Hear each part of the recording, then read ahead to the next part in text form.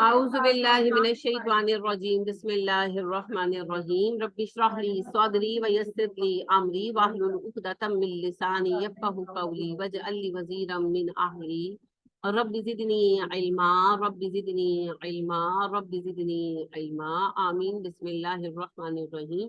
सूरतुल काफिरून है जी आज, बड़ी ही खूबसूरत सूरत है। तौहीद ही पर बात अभी शुरू हुई और तौहीद ही की ये सूरत भी है।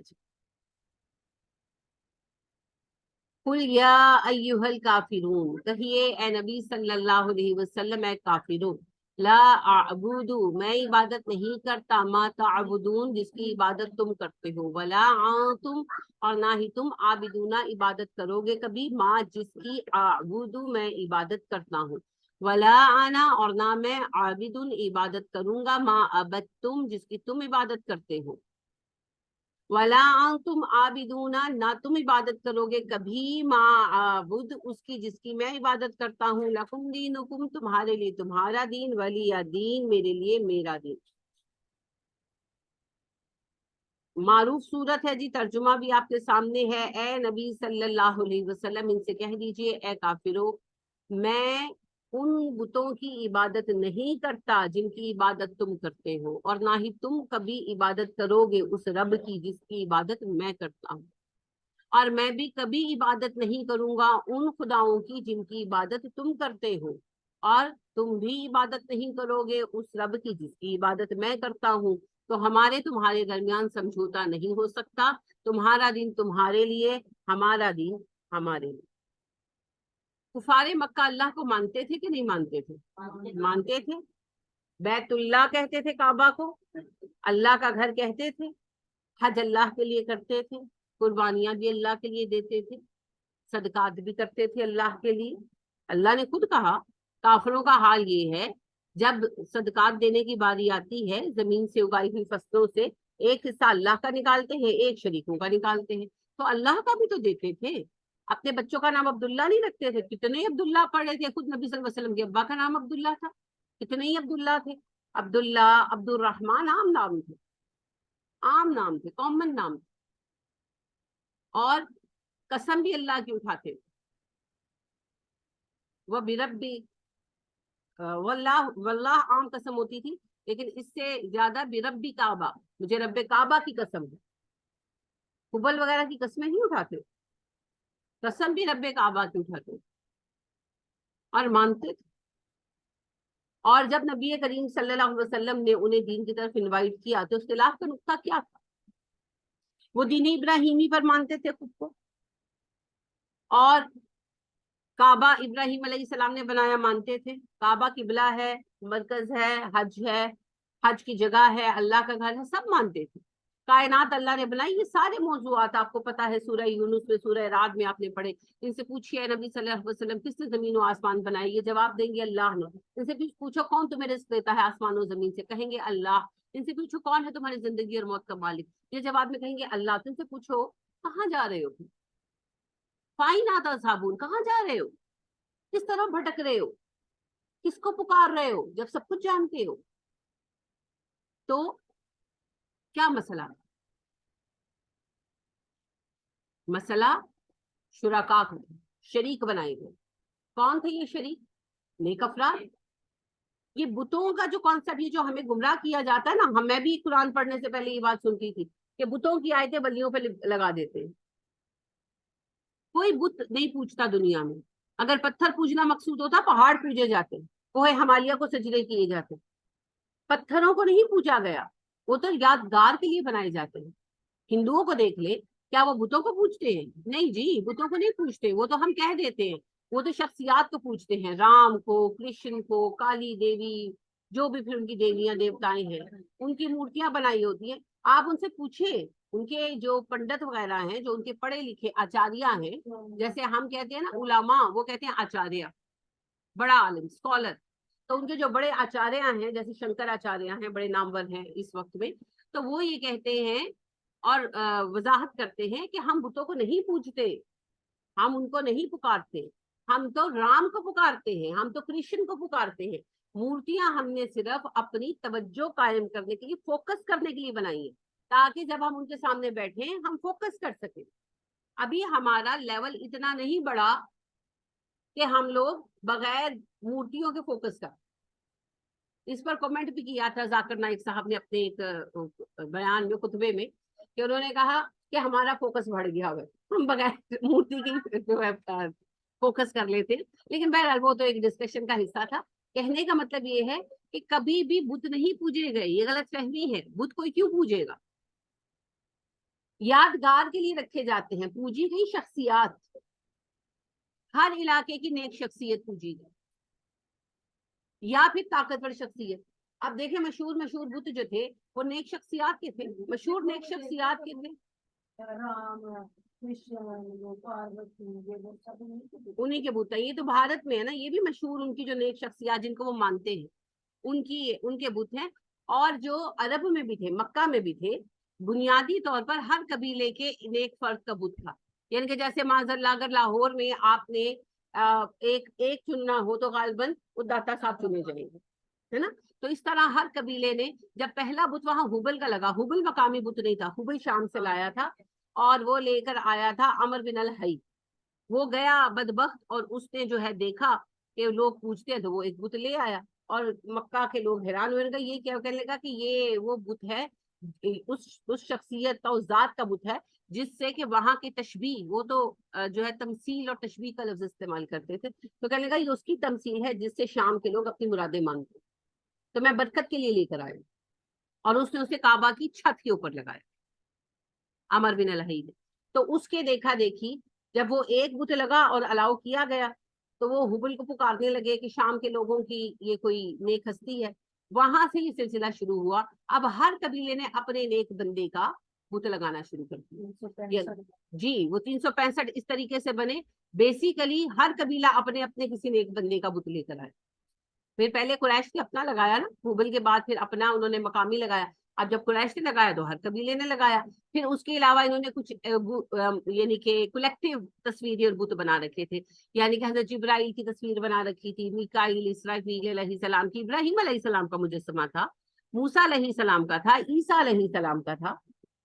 तो ये जो है जानते थे, उनके इन्होंने जो है वो बनाकर लगाए गए थे बुत, और उनसे फिर ये मन्नतें मुरादें मांगते थे। तो ये जो बुत थे, ये ख्याल किया जाता है कि ये जो है खौफनाक बुत थे। नहीं नहीं, खौफनाक खौफनूक कोई नहीं थे। सिर्फ एक हुबल जो था वो शायद ख्याली था या नहीं था, पता नहीं, क्योंकि वो शाम की हिस्ट्री में है, और वो जो तबाह हो गया वहां का सारा इलाका, तो इसलिए हमें नहीं पता कि हुबल का बैकग्राउंड क्या है। लेकिन हुबल बहरहाल शाम से आया था, तो उसकी हैयत जो है वो थोड़ी सी डिफरेंट थी। यानी कि वो जैसे इंसान और कोई गैर मरई मखलूक का मिला जुला सा बुत था।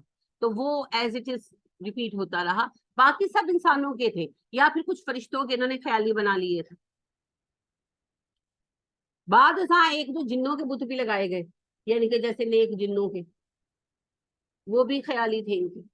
तो जितने भी बुत लगाए गए या तस्वीरें बनाई गई, वो सब नेक अफराद की थी। इनके मुताबिक वो नेक थे। असल में वो नेक थे कि नहीं ये तो हमें नहीं पता, क्योंकि पता नहीं कौन उनमें से मुशरिक था और कौन मोमिन था, लेकिन इनके नजदीक वो नेक लोग। तो नेक अफराद को इन्होंने पूजा और पुकारा। जब नबी करीम सल्लल्लाहु अलैहि वसल्लम खड़े हुए, तो आपकी असल दावत क्या थी? आपकी असल दावत ये थी कि अल्लाह के सिवा कोई इलाहा नहीं। ये जितनों को तुम पुकारते हो ये सब इंसान थे, मर चुके हैं, अच्छे भी थे तो मर चुके हैं। अब इनको पुकारना छोड़ो, ये इनकी यादगारें हटाओ। असल मसला बुत या कब्र का नहीं है, असल मसला यादगार का है। उनको बुत हटाने पर तकलीफ थी, यहाँ कब्र हटाने पर तकलीफ थी। अगर शिरक नहीं है तो कब्र हटाने पर तकलीफ क्यों है? हटाने देना फिर। और ये कब्रें बाहर बनी क्यों है, कब्रिस्तान में क्यों नहीं? और कब्रों के ऊपर इमारतें क्यों बनाई हैं? नबी अकरम सल्लल्लाहु अलैहि वसल्लम ने तो मना किया कब्र पर तामीर करने से। लिहाजा मसला कब्र और बुत का नहीं है, मसला शरीक और शरीक की यादगार का है। नबी करीम सल्लल्लाहु अलैहि वसल्लम ने कहा अल्लाह के सिवा सबको छोड़ दो, जो भी हमारी प्यारी बहन ने कहा, बादक अल्लाह की। इन्होंने कहा ना कि मैं तो इतना बता सकती हूँ, तो मैं इनको यही कह रही थी कि दुनिया की सबसे अजीम बात है, इससे बड़ी कोई बात कोई नहीं बता सकता।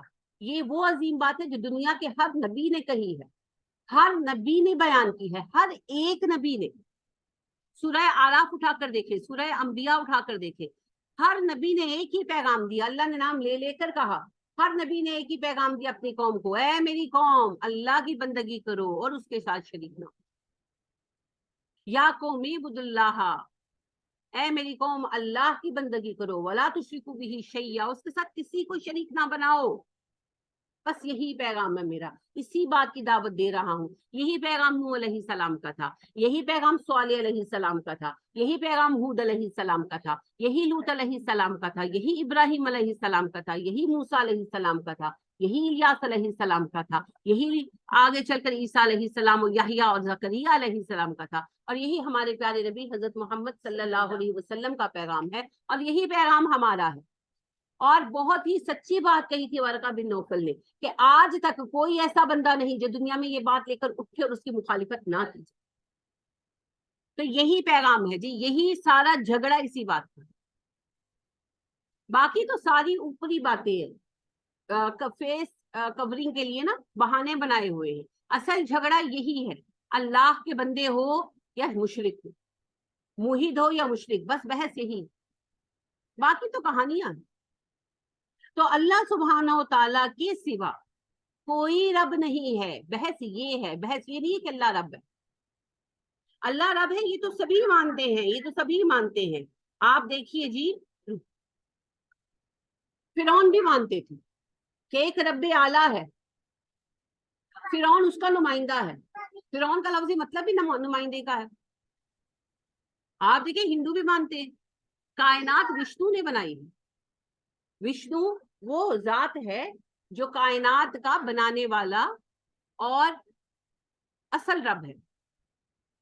ٹھیک ہے، اور سب کچھ اسی کا ہے، کچھ بھی نہیں تھا. اچھا کانسیپٹ بھی آپ دیکھیں وہی ہے. پانی تھا، پانی پر تخت تھا وشنو کا. پھر وشنو نے جب کائنات بنانے کا ارادہ کیا، اب آگے کہانی پھر شروع ہوتی ہے. اس نے اپنے ایک بازو سے برہما کو پیدا کیا، ایک بازو سے شیو کو پیدا کیا. پھر برہما کو اس نے کہا تم دنیا پیدا کرو. پھر وہاں سے ساری آگے کہانی چلتی ہے. اینی ویز اب وہ کہتے ہیں کہ دونوں بازوؤں سے ایک سے شیو ایک سے برہما نکلے. تو وشنو کی تکمیل ہوتی ہے جب برہما اور شیو واپس جاتے ہیں. ٹھیک ہے، کیونکہ وہ وشنو کے باڈی سے نکلے. تو جب تینوں ملتے ہیں تو تکمیل ہوتی ہے وشنو کی. اور اس لیے کائنات کا بنانے والا تو دراصل ایک ہی ہے، لیکن اس ایک رب کے اندر تین ذاتیں ہیں، وشنو، شیو اور برہما. اس کو تری مورتی کا عقیدہ کہتے ہیں.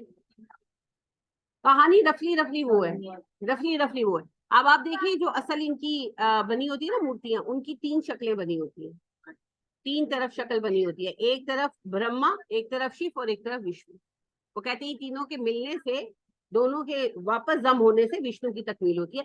رب وشنو ہے، اور جب کوئی مصیبت آتی ہے تو پوری کائنات کے جو دیوی دیوتا ہیں، وہ دیوی دیوتا کون ہیں؟ آپ ہندو اسکرپچر اٹھا کر پڑھ لیں.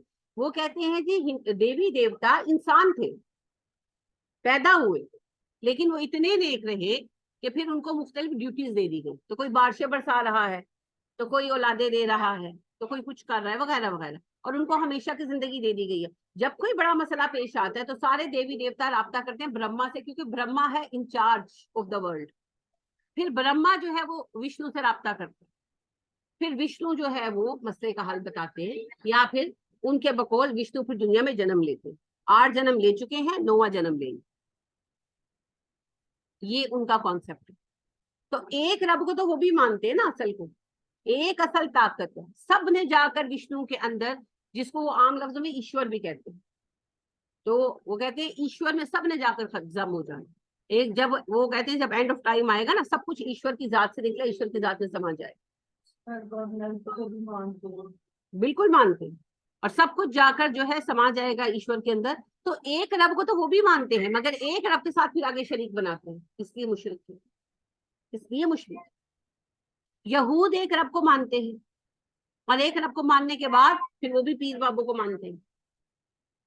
ہر ایک جو ان کا قبیلہ ہے، جو ان کے گروہ ہیں، ان کے اپنے اپنے बुजुर्ग हैं, बाबे हैं, जो कि उनके रहनुमा हैं और वो उनकी वसातत से अल्लाह से राब्ता करते हैं, डायरेक्ट नहीं कर सकते और वो उनको फॉलो करते हैं, तो वही शिर्क है जो हमारे यहाँ पीरी फकीरी वाला है। फिर यही शिर्क ईसाइयों में आया और शिद्दत अख्तियार कर गई। ईसाइयों ने भी यही कुछ माना। कोई ईसाई जिस चर्च से जुड़ा होता है, हर चर्च असल में मस्जिद है उनकी, तो हर चर्च जो है वो किसी एक बाबे के साथ जुड़ा होता है, एक सेंट के साथ जुड़ा होता है।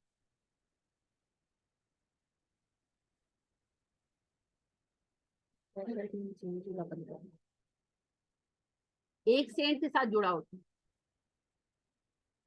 तो वो जो सेंट है उससे गोया कि सब बैत हो जाती है।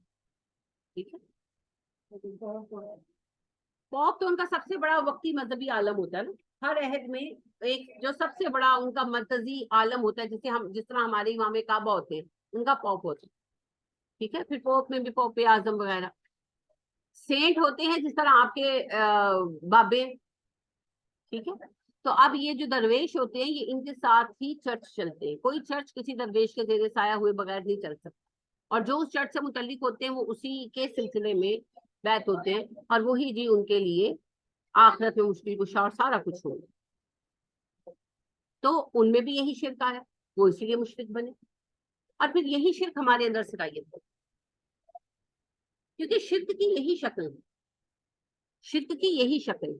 और मुझे अब समझ आती है ये हदीस कि नबी करीम सल्लल्लाहु अलैहि वसल्लम की हदीस मैंने बहुत बहुत शुरू में पढ़ी, लेकिन मुझे समझ इसकी कुरान पढ़ने के बाद आई। क्या आपने फरमाया शिर्क से बचना, क्योंकि शिर्क तुम्हारे पास इस तरह आएगा जैसे स्याह रात में स्याह पत्थर पर स्याह चींटी, कि तुम्हें समझ ही नहीं आएगी कि कहाँ से आ गया। तो आज हमारी जो एक बड़ी तादाद शिर्क का इर्तिकाब करती है, वो कहते हैं हम कब शिर्क करते हैं? लो, किसी से दुआ मांगना शिर्क थोड़ी है, शिर्क है जी। आप सूरह फातिहा में कहते हैं इय्याका नअबुदु व इय्याका नस्तईन, अल्लाह हम तेरी ही बंदगी करते हैं, तुझसे ही मदद मांगते हैं, तुझसे भी नहीं कहते, तुझसे ही, फ्रॉम यू ओनली, सिर्फ आपसे मदद मांगते हैं, किसी और से नहीं मांगते। तो ये जो हमारा कॉन्सेप्ट बिगड़ा और हम इसमें बहक गए, तो हमारी अक्सरियत जो है वो गुमराही का शिकार, और उस पर तकलीफ से बात यह है कि एहसास भी नहीं है उन्हें कि वो गुमराही का शिकार है। ये बहुत तकलीफ दे अमर।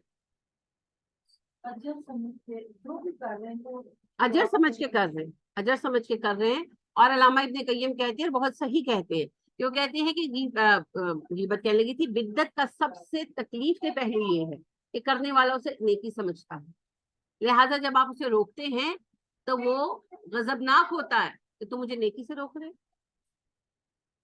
ये सबसे तकलीफ दे पहलू है, क्योंकि जो काम बुरा है, जैसे फर्ज करें कि कोई गाने बहुत सुनता है, उसको पता है मैं बुरा काम कर रहा हूँ, तो अगर आप उसको मना करेंगे तो माने या ना माने, कम से कम बात तो सुनेगा। लेकिन जब बात आ जाती है ना बिद्दतों की, और उस पर आप किसी को कहें, तो लोग तो बात सुनना पसंद नहीं करते। लोग कहते हैं फौरन ए भाभी ने, ए गुस्ताखे रसूल ने, फौरी फतवे आयद हो जाते। बात सुने बगैर, बात समझे बगैर, सुन तो लो, समझ तो लो, नहीं, कुछ नहीं सुनना, कुछ नहीं समझना, अपनी मर्जी करनी। वो फिर इस सवालों के जवाब में ये कहानियां बनी है ना, जब बार बार उलमा ने ये बात उठाई कि ये जो कुछ आप कर रहे हैं ये बिद्दा है, तो उन्होंने फिर कहा बिद्दत दो तरह की होती है, बिद्दत सैया, बिद्दत हसना। तो जिसने अच्छी बात जारी की, कुरान में अल्लाह कहते हैं ना, जिसने कोई अच्छी बात जारी की उसे उसका अजर मिलेगा, और जिसने बुरी बात जारी की उसमें उसको गुनाह मिलेगा। इससे मुराद दीन में तरीके जारी करना नहीं है, दीन साज अल्लाह की जात के सिवा कोई नहीं है, नबी भी दीन साजी नहीं करते, सिर्फ दीन का नफाज करते हैं। तो हम दीन नाफिज करेंगे, दीन साजी नहीं करेंगे। वो तो दुनिया के कामों के अंदर मुख्तलिफ मामला है, या दीन ही के कामों में है कि इनके फॉर एग्जाम्पल खाना खिलाना अच्छी बात है। तो अगर कोई ऐसा ट्रस्ट बनाता है कि भाई वहां से लोग आकर खाना खाएं, जरूरतमंद आए और खाना खा लें, अच्छा काम है, जब तक वो काम चलेगा उससे अजर मिलेगा, है ना। और अगर कोई किसी भी तरह का कोई बुरा काम करता है, कोई डोनेट कर जाता है अपनी प्रॉपर्टी सिनेमाज के लिए, تو اس کو گناہ ملے گا. جب تک وہ چلتا رہے گا گناہ ملتا رہے گا. یہ بات کہی کہ یہ سمپل بات ہے کہ اس کا مطلب یہ نہیں کہ نیکیاں بنا کر پیدا کرو, نہیں, جو نیکیاں ہیں اسٹینڈرڈ نیکیاں ہیں, ان نیکیوں کے اندر آپ کوئی اچھا کام کر کے جائیں گے, اجر ملتا رہے گا تب تک. اب دیکھیں یہ جلال الدین وقف جو ہاسپٹل ہے, اب کب کا بنا ہوا ہے, کتنے لوگوں کا وہاں علاج ہوتا ہے مفت. اب پتہ نہیں وہ کون صاحب تھے, مجھے نہیں پتا, آپ کو بھی نہیں پتا ہوگا, کبھی دیکھا ہی نہیں, لیکن آپ دیکھیے کتنا اس بندے کا اجر ہو گیا ہوگا, اللہ ہی جانتا. اللہ دینے والا ہے, اس میں کتنی اللہ برکت ڈالیں گے, کتنے بھی آسرا لوگوں کا آسرا بنا ہوا جلال الدین وقف ہاسپٹل. اسی طرح نام میں بھول گئی ہوں, لیکن یہ شالیمار ہاسپٹل میں نے دیکھا وہ جو گائنی کا ڈپارٹمنٹ ہے وہ کسی صاحب نے اپنی بیگم کے اس میں بنوایا ہوا ہے, رسال لکھا ہوا ہے اس کے اوپر باقاعدہ, برایا رسالہ ثواب پتہ نہیں فلاں بیگم, میں بھول گئی ہوں. لیکن آپ دیکھیں کہ اب جو لوگ آتے ہیں, ٹھیک ہے وہ پیسے بھی لیتے ہیں, لیکن وہ تو پرائیویٹس کے لیے لیتے ہیں نا, جن کا فری علاج ہو رہا ہے. 50 روپے کی پرچی تھی, اب 80 کی ہوگی تھی, اب میرا شاید 100 کی ہے, تو اس پر علاج ہو رہا ہے, ڈاکٹر دیکھ رہے ہیں اور اچھا علاج ہوتا ہے, ڈاکٹر اچھے ہیں شالیمار ہاسپٹل میں. تو آپ دیکھیں کہ کتنا اجر اس خاتون کو ہو رہا ہوگا, اس کے شوہر کو تو ہو ہی رہا ہے, انہوں نے تو پیسہ لگایا. تو یہ ہے اچھا کام جاری کرنا. اور برا کام وہی کہ کسی بھی برے کام کے لیے پیسے دے جانا, جیسے لوگ اپنی جائیدادیں دے جاتے ہیں. وہی بات ہے, ایلزبتھ ٹیلر جب مری ہیں تو انہوں نے اپنی ساری جائیداد بلیوں کی کیا ہوتی ہے, خیر بقا, بلیوں کی بقا پر صرف کر دی. چلے یہ تو پھر بھی انہوں نے ڈونیشن دے دیا نا کہ بلیوں کی اس پر خیال کرنے پر, بلیوں کے جو مختلف ویلفیئر, لفظ بھول گیا, ویلفیئر پر جو ہے نا وہ استعمال کیا جائے. کتنی امیر عورت تھی. اب دنیا میں خیر وہ تو ویسے بھی غیر مسلم تھی, لیکن مسلمان بھی بہت عجیب عجیب بعض اوقات وہ کر کے جاتے ہیں, کیونکہ فیشن ہو گئے نا عجیب عجیب. تو بات یہ ہے کہ اگر کسی نے کسی اچھے کام کے لیے قدم اٹھایا ہے تو اس کام میں اس کا اجر چلتا رہے گا, چلتا رہے گا, چلتا رہے گا, تب تک جب تک وہ کام چل رہا ہے, اور اس کو اس کا حصہ ملتا رہے گا, اور باقیوں کے اجر میں کمی نہیں آئے گی. لیکن اگر کسی نے برا کام کیا اور اس کی بنیاد ڈال کر چلا گیا تو اس برے کام کی سزا اسے ملتی رہے گی. اب اس سے ہرگز یہ مراد نہیں ہے کہ ہم دین میں نئے کام نکالنے کا اس کو جواز بنائیں. یہ سادی آیت ہے, اس کا سادہ معنی.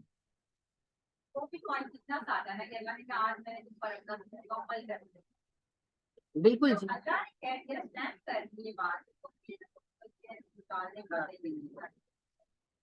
بالکل صحیح کہہ رہی ہیں آپ. دین مکمل ہو چکا ہے, اب اس میں اضافے نہیں ہوں گے. اور اللہ سبحانہ و تعالیٰ نے جب قرآن مجید مکمل کر دیا, جب آخری وحی آ گئی, نبی کریم صلی اللہ علیہ وسلم پر قرآن مکمل ہو گیا, پھر آپ صلی اللہ علیہ وسلم وفات پا گئے. داتا صاحب تھے اس ٹائم, ان کو داتا صاحب قرار دیا تھا اللہ نے, قرآن میں آیا, حدیث میں آیا. یہ جو فرید الدین گنج شکر ہیں, یہ جو امام بری سرکار ہیں, عبداللہ شاہ غازی ہیں, معین الدین چشتی ہیں, اور جو کوئی بھی ہیں, جتنے بھی ہیں, جب نبی کریم صلی اللہ علیہ وسلم نے وفات پائی ہے, قرآن اور حدیث چھوڑ کر گئے ہیں. آپ نے کہا جو قرآن اور حدیث پر رہے گا وہ ہدایت پر رہے گا. اور آپ نے بار بار کہا لوگوں میرے بعد اختلافات جب دیکھو گے تم, اور بہت اختلافات دیکھو گے, تو اللہ کی کتاب, میری سنت اور میرے ہدایت یافتہ خلفاء الراشدین المہدیین, میرے ہدایت یافتہ, ہدایت دینے والے مہدی جو خلفاء ہیں, خلفاء آپ جانتے ہیں, خلفاء راشدین ہم کہتے ہیں, ان کو, ان کی سنت کو لازم پکڑ لینا. ٹھیک ہے, قرآن میں آپ نے ماشاءاللہ ختم ہونے والا ہے, 109ویں سورت آپ پڑھ رہے ہیں, کہیں آپ نے پڑھا کہ جی بابے آتے رہیں گے, پیر آتے رہیں گے, مانتے رہنا, یا علاقے مختلف لوگوں کو تفویض ہوتے رہیں گے. کس نے لاہور کا اختیار دیا جی داتا صاحب کو؟ کس نے دلی کا اختیار دیا نظام الدین صاحب کو؟ کس نے اجمیر کا اختیار دیا خواجہ اجمیری جی کو؟ قرآن میں آیا, حدیث میں آیا, کیسے پتا چلا؟ وہی آئی ہے کسی پر؟ تو پھر جھوٹ ہے نا, خود ساختہ باتیں ہیں نا. بھئی دلیل کہاں سے آئے گی؟ اللہ کیا کر رہے ہیں اس کی دلیل کہاں سے آئے گی؟ قرآن سے آئے گی, حدیث سے آئے گی. قرآن اور حدیث کے بعد کوئی اور سورس ہے؟ نہیں ہے نا. تو پھر وہی تو بند ہو گئی. نبی اکرم صلی اللہ علیہ وسلم کے بعد تو کوئی نبی نہیں آنا, کسی پر وہی نہیں آتی, پھر کہاں سے آ گئی یہ ساری بات؟ کشف المحجوب جو اتنی مشہور کتاب ہے, اور یہاں تک یہ لوگ فرماتے ہیں نام نہاد حضرات کہ آپ کشف المحجوب پڑھ لیں، یہ آپ کو ہر کتاب سے بے نیاز کر دے گی، ہر کتاب، اس میں قرآن بھی شامل ہے۔ کیسے بے نیاز کرے گی جی؟ ایک انسانی کتاب اللہ کی کتاب کے مد مقابل کیسے آ سکتی ہے؟ اچھا اس کتاب کو آپ اٹھائیں اور پڑھیں، اس پہ پورا سسٹم دیا ہوا ہے۔ میں تو مانتی نہیں ہوں کہ یہ جو ہے علی بن عثمان ہجویری جیسے عالم کی ہو سکتی، میں نہیں مانتی، ان سے منسوب ہے، میں تو یہ مانتی ہوں۔ باقی قیامت کے دن فیصلے ہو جائیں گے۔ بہرحال کشف المحجوب میں پورا سسٹم موجود ہے کہ دنیا کو ولی چلاتے ہیں، ٹھیک ہے، دنیا کا نظام ولی چلاتے ہیں۔ 40 ابدال ہوتے ہیں، ان کے اوپر ایک کتب ہوتا ہے، پتہ نہیں کتنے کتبوں کے اوپر جو ہے ایک غوث ہوتا ہے، اور غوث سب سے بڑا ہوتا ہے، ٹھیک ہے، غوث اپنے زمانے کا انچارج ہوتا ہے۔ تو غوث جو ہے پھر وہ ان سب کو ڈیوٹیاں دیتے۔ آپ صحیح کہہ رہے، میرا اس بات کو چھوڑ دیں، میرا سوال صرف سادہ سا، یہ جو پورا سسٹم، میں نے تو آپ کو مختصر بیان کیا نا، میں نے عرصہ ہو گیا پڑھا، آپ کھولیں گے تو آپ کو پوری تفصیل ملے گی کہ سب سے اوپر غوث ہے، غوث کے نیچے کتنے کتب ہیں، اس کے نیچے کتنے ابدال، ابدال 40 ہیں، یہ مجھے یاد ہے، کتب کی تعداد میں بھول گئی ہوں، اور پھر ابدالوں کے نیچے لوکل ولی ہیں، ہر محلے گلی کے ولی ہیں، ٹھیک ہے۔ تو وہ ابدال جو ہیں وہ شہر کی شہر تعینات کیے جاتے ہیں، اپوائنٹ کیے جاتے ہیں، اور پھر شہر کی ہر گلی ہر محلے میں لوکل ولی ہوتے ہیں جو انتظامات دیکھتے ہیں، پھر وہ رپورٹ کرتے ہیں ابدال صاحب کو۔ ابدال صاحب جو ہے وہ نیشنل لیول پر رپورٹ کرتے ہیں کتب صاحب کو، اور کتب صاحب جو ہے وہ انٹرنیشنل لیول پر رپورٹ کرتے ہیں غوث صاحب کو۔ تو پوری دنیا کے معاملات غوث صاحب دیکھتے ہیں۔ کہاں تھے یہ غوث صاحب جب جامعہ حفصہ پر اتنا ظلم ہو رہا تھا، جب کشمیر میں اتنا کچھ ہو رہا تھا؟ یہ تو بہت سارے سوال ہیں۔ جب برما میں اتنے لوگ ذبح کر کے ان کے ٹکڑے کاٹ کر کھال اتار کر مار دیے گئے، کہاں تھے یہ سارے بابا جی؟ لیکن اس بات کو بھی چھوڑ دیں، میرا سوال تو بہت سادہ سا ہے، یہ بات قرآن میں نہیں آئی، آپ نے پڑھ لیا، حدیث میں بھی نہیں آئی، میں گارنٹی دیتی ہوں نہیں آئی، اب نہ قرآن میں آئی، نہ حدیث میں آئی، نہ کسی صحابی نے بتائی۔ تو علی بن عثمان حجویری صاحب کو پتا کیسے چلا؟ سورس آف انفارمیشن، فرشتہ ان پر آ نہیں سکتا، وہی آ نہیں سکتی، جبرائیل بتا نہیں سکتے، کتابیں محفوظ مل نہیں سکتی، سورس آف انفارمیشن ہمیں بھی تو بتائیں نا، کہاں سے آ رہی انفارمیشن؟ جس بات کو قرآن بیان نہیں کرتا، حدیث بیان نہیں کرتی، بندہ غیر نبی ہے، نبوت ختم ہو چکی ہے، کوئی کسی کے پاس آ کر جبرائیل وہی لے کر نہیں آنے والے، کہاں سے پتا چل رہا ہے؟ کہاں سے آ رہی ہے یہ انفارمیشن؟ اگر آپ مانتے ہیں اس بات کو کہ کوئی انفارمیشن نہیں اور انفارمیشن کی کوئی سورس نہیں اور سب مانتے ہیں، تو پھر کہانی ہے، جیسے بے شمار کہانیوں کی کتاب ہے، یہ بھی کہانی کی کتاب ہے، پھر حقیقت تو اس میں کچھ نہیں ہے نا، یا پھر ثبوت لاؤ، ثابت کرو۔ پڑھتے نہیں ہیں جی، پڑھتے نہیں ہیں جی، مانتے ہیں اس، میں نے آپ سے کہا اس کے بارے میں دعویٰ کیا جاتا ہے جو کشف المحجوب پڑھ لے وہ اسے دنیا کی ہر کتاب سے بے نیاز کر دے گی، اور یہ جملہ اتنا سادہ نہیں ہے، ہر کتاب جب کہا جاتا ہے تو اس میں پھر قرآن بھی آ جاتا ہے، اور وہ کہتے ہیں ہمیں ہم کشف المحجوب کا درس کراتے ہیں۔ میں نے پرسنلی کسی کو کہا کہ آپ قرآن کا درس اٹینڈ کیا کریں، تو کہنے لگے ہم کشف المحجوب کا درس کراتے ہیں گھر میں۔ میں نے کہا آپ ایک بابا جی کی لکھی ہوئی کتاب، فرض کر لیں لکھی بھی ہے، اس کو آپ اللہ کے کلام کے مقابل لا دیں، پھر آپ کہتے ہیں میں شرک نہیں کرتا؟ آج تک بات نہیں کرتے مجھ سے سیدھے منہ، ویسے تو کرتے ہیں مگر سیدھے منہ نہیں کرتے، نہ کریں۔ ہاں جی، مہر منیر پڑھ لو، اور کوئی پڑھ لو، ہر فرقے کی اپنی کتاب ہے وہ پڑھ لو۔ فضائل اعمال کے بارے میں بھی یہی ہے، مجھے نہیں پتا کہ طارق جمیل صاحب ایسا کہتے ہیں یا نہیں، میں نے ان کی بات کبھی نہیں سنی، لیکن لوگوں کو میں نے یہی دیکھا ہے، وہ جہاں بیٹھیں گے نا وہ نکالیں گے فضائل اعمال اور آپ کو اس کا سنائیں گے کوئی نہ کوئی حصہ۔ اور میری اپنے 3-4 ایسے عزیز ہیں جو تبلیغی جماعت میں ہیں، تو وہ کئی سالوں سے اسی کا درس لے رہے ہیں۔ تو میں نے ان سے پوچھا، میں نے کہا کہ آپ کلاس میں جا رہی ہیں؟ ہاں۔ میں نے کہا کیا پڑھ رہے ہیں؟ تو کہنے لگی فضائل اعمال، کہنے لگی حدیث کی کتاب۔ میں نے کہا کہ نا میں بڑی خوشی ہوئی، میں نے کہا اچھا کون سی حدیث کی کتاب؟ کہنے لگی فضائل اعمال۔ میں نے کہا فضائل اعمال تو حدیث کی کتاب نہیں ہے۔ نہیں اس میں بہت احادیث ہے۔ میں نے کہا احادیث نہیں ہے اس میں، کچھ حدیثیں ضرور بیان ہوئی ہیں، مگر اس کے اپنے مصنف جو ہیں وہ کہتے ہیں کہ میں نے یہ کوئی اتھینٹسٹی پر کتاب نہیں لکھی، ان کو ہو گیا ٹائیفائڈ، نہیں ٹائیفائڈ ہو گیا، تو بیمار تھے، تو بیماری میں بور ہو رہے تھے، انگریزوں کا دور تھا، نہ ٹی وی نہ کچھ، تو ظاہر بور ہو رہے. تو انہوں نے جو واقعات وہ کہتے ہیں جنہوں وہ خود کہتے ہیں, اس کا دیباچہ پڑھی, وہ کہتے ہیں کہ میں نے ان واقعات کو ان کی صداقت کی بنا پر نہیں چنا, یہ وہ چیزیں ہیں جنہوں نے مجھے افیکٹ کیا, جنہوں نے میرے دل کو چھوا اور میرے اندر چینج آیا. تو میں نے بس ٹائم وقت گزاری کے لیے ان کو لکھنا شروع کر دیا. تو کوئی دوست ملنے آئے تو انہوں نے وہ مجموعہ دیکھا تو انہوں نے کہا یہ تو بڑا اچھا, لوگوں کو نفع ہو سکتا ہے, چھپوا دو. اب انہوں نے تو ویسے ہی چھپوا دیا رینڈم, اور انہوں نے اقرار کیا کہ اس میں سچ جھوٹ کی میں نے کوئی تصدیق نہیں کی, میں نے صرف جن چیزوں کو پڑھ کر اخلاقی یا ایموشنلی مجھ پر اثر ہوا ہے اور میں نے ان سے کچھ سبق سیکھا ہے, میں نے وہ چیزیں کلیکٹ کی اپنی یادداشت سے صرف اپنا ٹائم گزارنے کے لیے. تو جب میرے دوست نے کہا تو میں نے کہا کہ چلو شاید کسی کو نفع ہو جائے, میں نے اس لیے چھپوا دیا. چلے ان کی نیت اچھی ہے, اللہ ان کو اجر دینے والا ہے. انہوں نے تھوڑی کہا تھا کہ اس کو نصاب بنا لو اور ساری عمر اسی کو پڑھتے رہو. اچھا, نہ وہ قرآن پڑھتے ہیں, نہ وہ قرآن پڑھاتے ہیں, نہ وہ قرآن کی ترجمے کی طرف لاتے ہیں, نہ وہ قرآن کی تجوید کی طرف لاتے ہیں, نہ وہ حدیث کی تعلیم کی طرف لاتے ہیں. اوپر کیا ہوتا ہے وہ مجھے نہیں پتا, یعنی کہ مولانا صاحب کے لیول پر کیا ہوتا ہے وہ مجھے نہیں پتا, میں تو نیچے کے لیول کی بات کر رہی ہوں نا.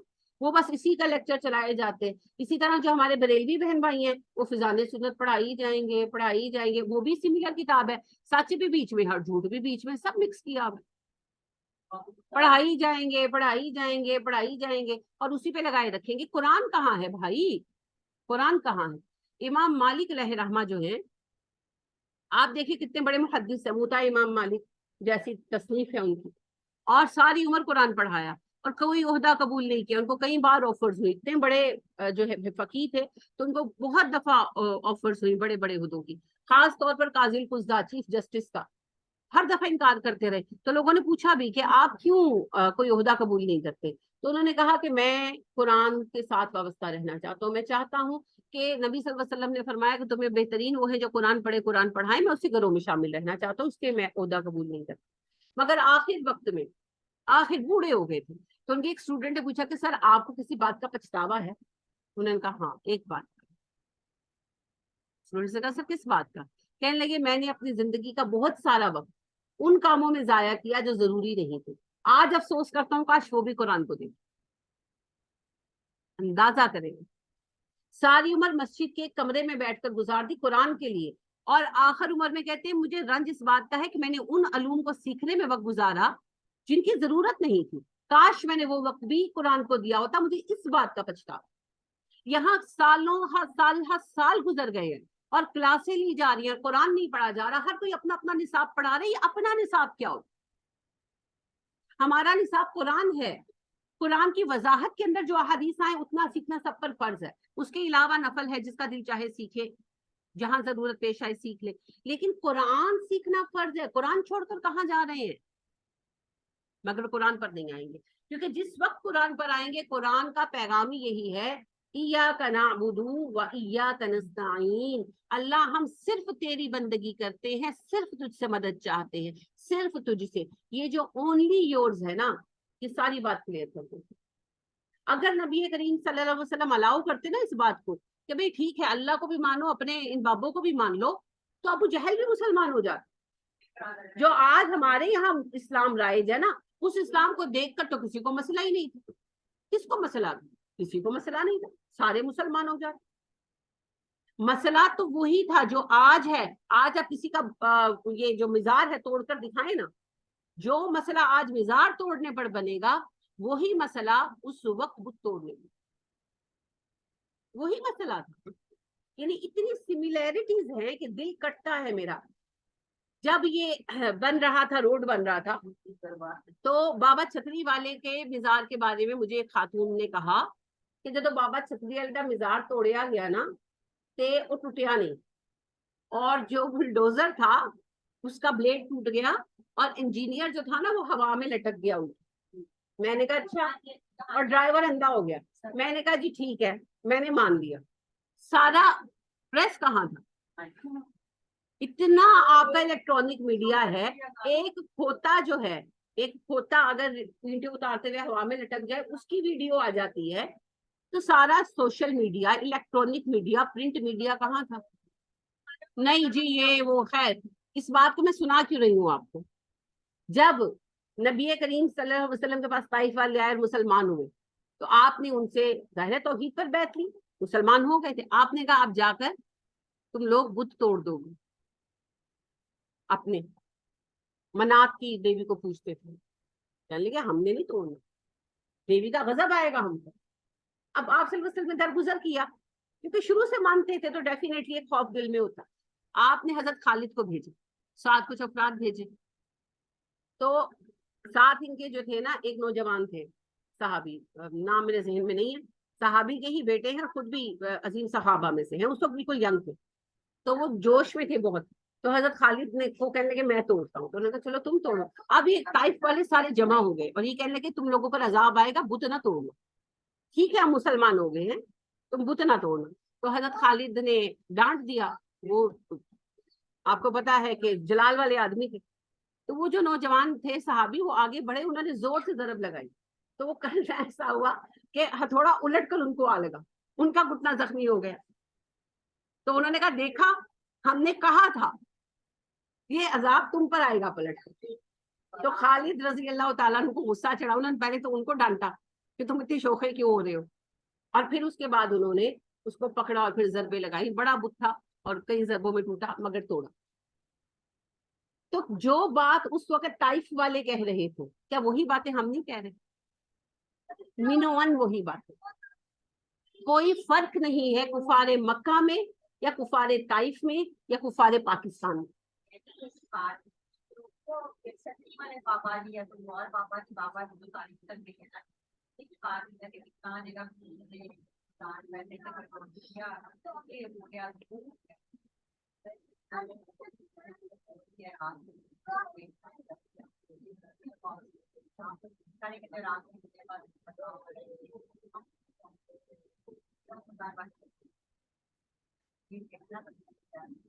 نہیں نہیں بالکل ضرور کہیں. اس وقت بے شک غصہ کریں, کبھی تو بیٹھ کر سوچیں گے. جس وقت عراق پر حملے کی تیاری ہو رہی تھی نا, اس وقت بہت زیادہ کالم لکھ رہے تھے ہارون رشید صاحب, بہت کالم لکھ رہے تھے عراق پر قبضہ نہیں کر سکیں گے, اللہ نسبتوں کا بڑا خیال کرتا ہے, وہاں بڑی بڑی ہستیاں ہیں, وہاں فلانا. وہ سارے مزار ڈھیر ہو گئے, سارے مزار ڈھیر ہو گئے. وہ ہستیاں بہت بڑی ہیں, اس میں کوئی شک و شبے کی بات نہیں ہے. وہ ہستیاں اپنا کام کر کے جا چکی, وہ کوئی وہاں تھوڑی بیٹھی ہے. وہ تو علیین میں, حضرت علی رضی اللہ تعالیٰ عنہ کیا وہ عراق کی جنگ کا شکار ہوئے ہیں؟ نہیں, وہ تو علیین میں بیٹھے ہیں, انہوں نے تو اپنا کام پورا کر دیا. اسی طرح اور جو بھی وہاں پر ان کی نسل کے کئی لوگ ہیں, اس کے علاوہ بہت سارے علماء ہیں, کیونکہ ظاہرہ مرکز رہا ہے بہت عرصہ تو ہمارا. تو اس وجہ سے جب بغدادی جو گورنمنٹ تھی, اس کے دو بڑے مرکز تھے, ایک شام اور عراق. لہٰذا عراق ہمارا بہت بڑا مرکز رہا ہے, تو وہاں بہت علماء دفن ہیں. تو وہ جو علماء تھے وہ نیک افراد تھے, مجاہدین تھے, انہوں نے اپنا کام کیا, وفات پائی, اللہ کے ہاں پہنچے. وہ تو علیین میں. اب جو آپ دیکھیں کہ کابل میں اتنا کچھ ہوا, افغانستان میں ہوا, تو محمود غزنوی اور بھی بہت سارے لوگ جو نیک رہے ہیں, کیا ان لوگوں کا کوئی وہ نہیں ہے؟ یعنی وہ آ جاتے نہ روک لیتے؟ نہیں, وہ مر چکے, وہ وفات پا چکے, وہ تو علیین میں ہیں, ان کی قبریں ہیں, قبریں ٹوٹ گئی. بالکل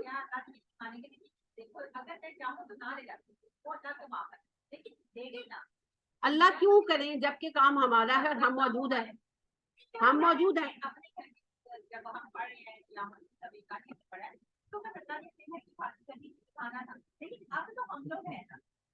اس وقت اللہ پاک نے کعبے کی حفاظت کے لیے ابابیل اس لیے بھیجے تھے کہ پوری دنیا میں ایک مسلمان موجود نہیں تھا, اس لیے اللہ پاک نے ابابیل بھیجے اور اپنے کعبے کی حفاظت کی. لیکن جب مسلمان امت موجود ہو اور آزاد ریاستیں طاقت کے ساتھ موجود ہو اور پھر وہ کعبے کی حفاظت نہ کر سکے, اللہ کیوں کسی کو بھیجے؟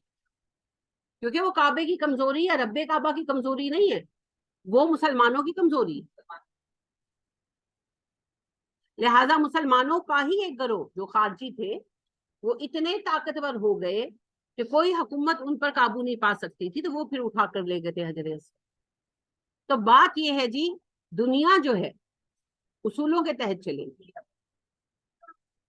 تو واپس اپنے پوائنٹ پر آتے ہیں.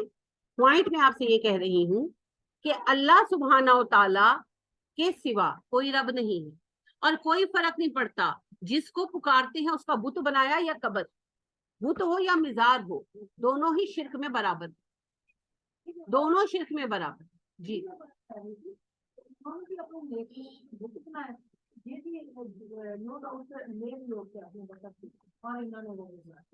अल्लाह बेहतर जानते हैं जी कितनी कब्रें नेकों की और कितनी जो है। मैं खुद आपको अपनी आंखों देखी सुनाती हूँ, आंखों देखी सुनाती हूँ। मैं अंदरून शहर की हूँ, मेरी फैमिली अंदरून शहर में रही है सारी उम्र। मेरे भाई अभी भी उधर ही रहते हैं, दाता साहब के बिल्कुल मेन रोड जो है बिल्कुल उस पर।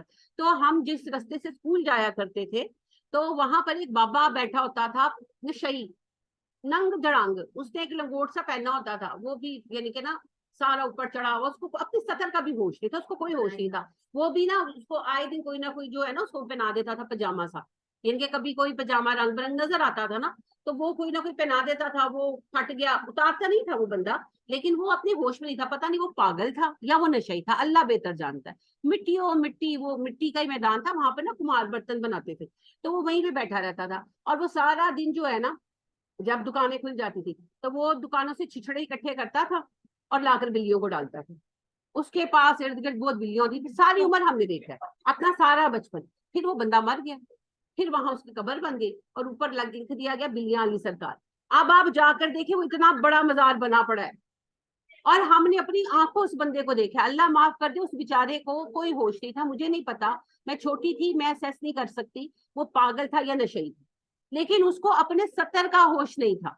हाँ, उसमें ये वो क्यों करता था, उसकी नेकी थी जो भी था, वो जाता था, वो छिछड़े इकट्ठे करके बिल्लियों को जरूर डालता था।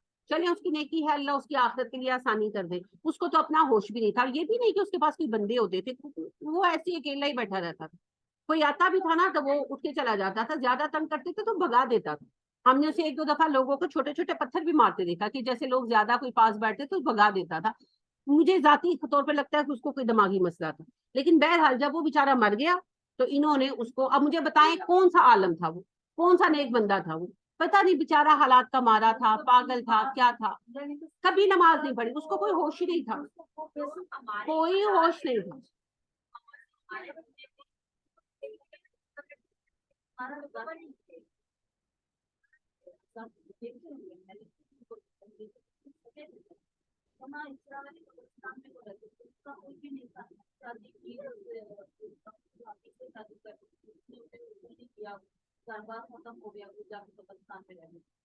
हम लोग जाते थे, कभी मैंने उनको पैसे हम दे आते थे खाने खाने को, कभी मैं उनको घर ले आती थी, तो बिना कुछ भी दिया, तो इस तरह से मुझे नहीं लगता कभी वो नमाज भी पढ़ते थे।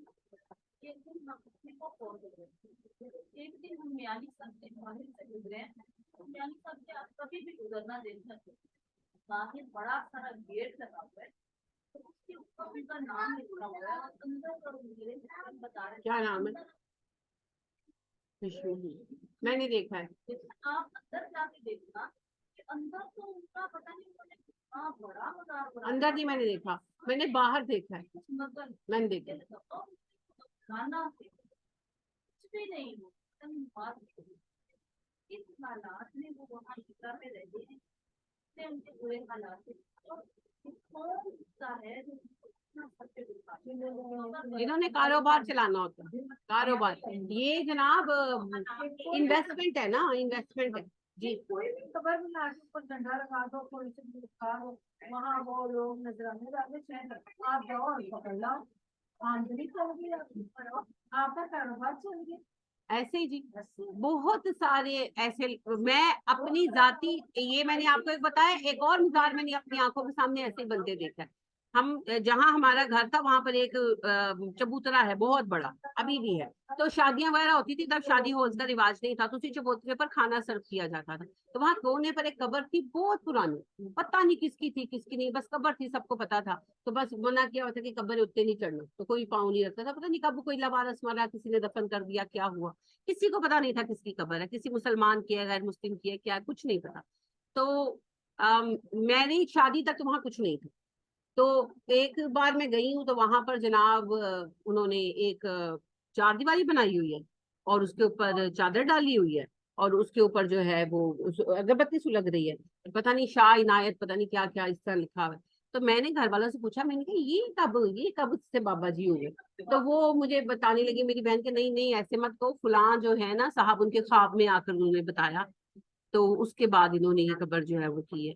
تو بس اب آپ جا کر دیکھیں وہ ٹھیک ٹھاک مزار بنا پڑا اور وہ ٹھیک ٹھاک کمائی کا ذریعہ ہے، وہاں پر اب مجاور بھی بیٹھا ہوا ہے.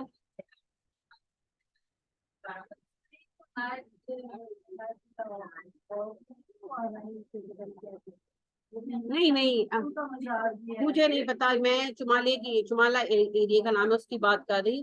تو یہ جو ہے بہرحال جی یہ بے شمار قصے آپ کو ملیں گے. تو میں آپ سے کہنا چاہتی ہوں کہ یہ بھی ضروری نہیں ہے کہ یہ لوگ نیک ہو، یہ سمجھتے ہیں کہ وہ نیک ہے. اور باقی بہرحال کوئی نیک ہے تو وفات پا کر علیین میں اللہ کے ہاں انعام پا رہے ہیں، اور اگر گنہگار ہیں تو صرف جین میں قید. دونوں صورتوں میں وہ ہمارے نفع و نقصان میں کوئی عمل دخل نہیں دے سکتے، کوئی عمل دخل نہیں دے سکتے. یہ سب شرک ہے، اور یہ وہی شرک ہے جس کے خلاف نبی کریم صلی اللہ علیہ وسلم اترے تھے. میں آپ کو پوری سنجیدگی سے کہتی ہوں، اگر آج نبی کریم صلی اللہ علیہ وسلم آ جائے نا تو ان کو کام اسی لیول سے شروع کرنا پڑے گا جس لیول میں انہیں صفا کی پہاڑی پر کھڑے ہو کر کرنا پڑا تھا. اور آج بھی اگر کھڑے ہو کر وہ خطاب کریں گے نا تو انہیں وہی جواب ملے گا جو ان کو اس وقت مکہ والوں نے دیا. کوئی ایکسپٹ نہیں کرے گا، کوئی ایکسپٹ نہیں کرے گا. یہ چیزیں تو مجھے اب سمجھ آتی ہیں، اب دل اڑتا ہے، اب مجھے سمجھ آتی ہے کہ علماء کیوں رو پڑتے ہیں بات کرتے ہوئے، کیوں مسلمانوں کے حال پر تڑپتے ہیں، وہ کیا سبب ہے جو ان کو رلاتا اور تڑپاتا ہے. کہاں مسلمان؟ اقبال نے سچ کہا تھا. تم یہ کہتے ہو کہ ہو گئے مسلم نابود، ہم یہ کہتے ہیں کہ تھے بھی کہیں مسلم موجود. کہاں ہے مسلمان؟ کون سے مسلمان؟ کس نام کے مسلمان؟ جگہ جگہ فرقے ہیں. اس وقت بھی یہی حالات تھے جی، یہی حالات تھے، کوئی خاص فرق نہیں تھا. کچھ ہو جاتا ہے جو مزاروں کو جانا ہم سے نماز نہ سیکھی جاتی ہے نہ ہم سے پڑھی جاتی ہے. جی بالکل، کیونکہ نماز میں مشقت ہے نا. انہا لکبیرۃ الا علی الخاشعین، اللہ نے تو پہلے ہی فرما دیا. اور آپ یہ دیکھیں کہ بھارت میں اور پاکستان میں، یعنی پاکستان میں اتنے ہندو نہیں ہے نا، اگر آپ سندھ جائیں تو آپ کا واسطہ پڑے گا. تو بھارت میں آپ اس چیز کو ساتھ ساتھ دیکھیں، ایک ہندو اور ایک مسلمان میں کیا فرق؟ کوئی فرق نہیں ہے. وہ لال دھاگا باندھ رہے ہیں، آپ کالا باندھ رہے ہیں. زیادہ کالا باندھتے ہیں، علامت کالا ہے. ہندو لال دھاگا باندھ رہے ہیں جی، مسلمان کالا دھاگا باندھ رہے ہیں. اور جو ہے وہ بدھ پر چڑھاوا لے کر جا رہے ہیں اور ہم مزار کا چڑھاوا لے کر جا رہے ہیں. اور کیا فرق ہے؟ وہ اپنے بدھ کو کپڑے پہنا رہے ہیں، ہم قبر پہ چادر چڑھا رہے ہیں. ورنہ مجھے بتائیں قبر پر چادروں کا کیا کانسیپٹ ہے؟ یہ بتوں سے ہی لیا ہے نا. وہ بتوں کو کپڑے پہناتے ہیں باقاعدہ. انہوں نے اپنے گھر میں جو بت رکھے تھے ان کی بھی انہوں نے کپڑے بنوائے ہوتے ہیں، جوتے رکھے ہوتے ہیں. کبھی آپ نوٹس کریں، انہوں نے جب اپنے گھر میں بھی مندر بنائے ہوتے ہیں نا تو انہوں نے 7 کھڑاؤں کے جوڑے، اگر جیسے رام سیتا کا ہے 2 بت ہیں تو پھر 2 جوڑے رکھے ہوتے ہیں. ایک بت ہے تو 1 کھڑاؤں کا جوڑا رکھا ہوتا ہے. اور انہوں نے ان کے باقاعدہ اپنی حیثیت کے مطابق کپڑے سٹچ کروائے ہوتے ہیں جو انہوں نے باقاعدہ پہنائے ہوتے ہیں، اور اپنی حیثیت کے مطابق گہنے زیور بھی آرٹیفیشل یا چاندی یا سونے کے. اور جو تو بہت امیر ہیں، اسی لیے تو مندروں کے مورتیوں کی چوریوں کے قصے سنتے ہیں آپ کہ ہیرے جواہرات تک راجوں مہاراجوں نے پہنائے ہوئے ہیں ان کو، کیونکہ وہ ان کو زندہ مانتے ہیں ایک طرح سے. تو ان کے آگے پھر کھانا بھی رکھتے ہیں. تو ہم نے کون سی کمی چھوڑی ہے؟ سب کچھ یہی کچھ کیا ہے، سب کچھ یہی کچھ کیا ہے. تو شرک وہی ہے.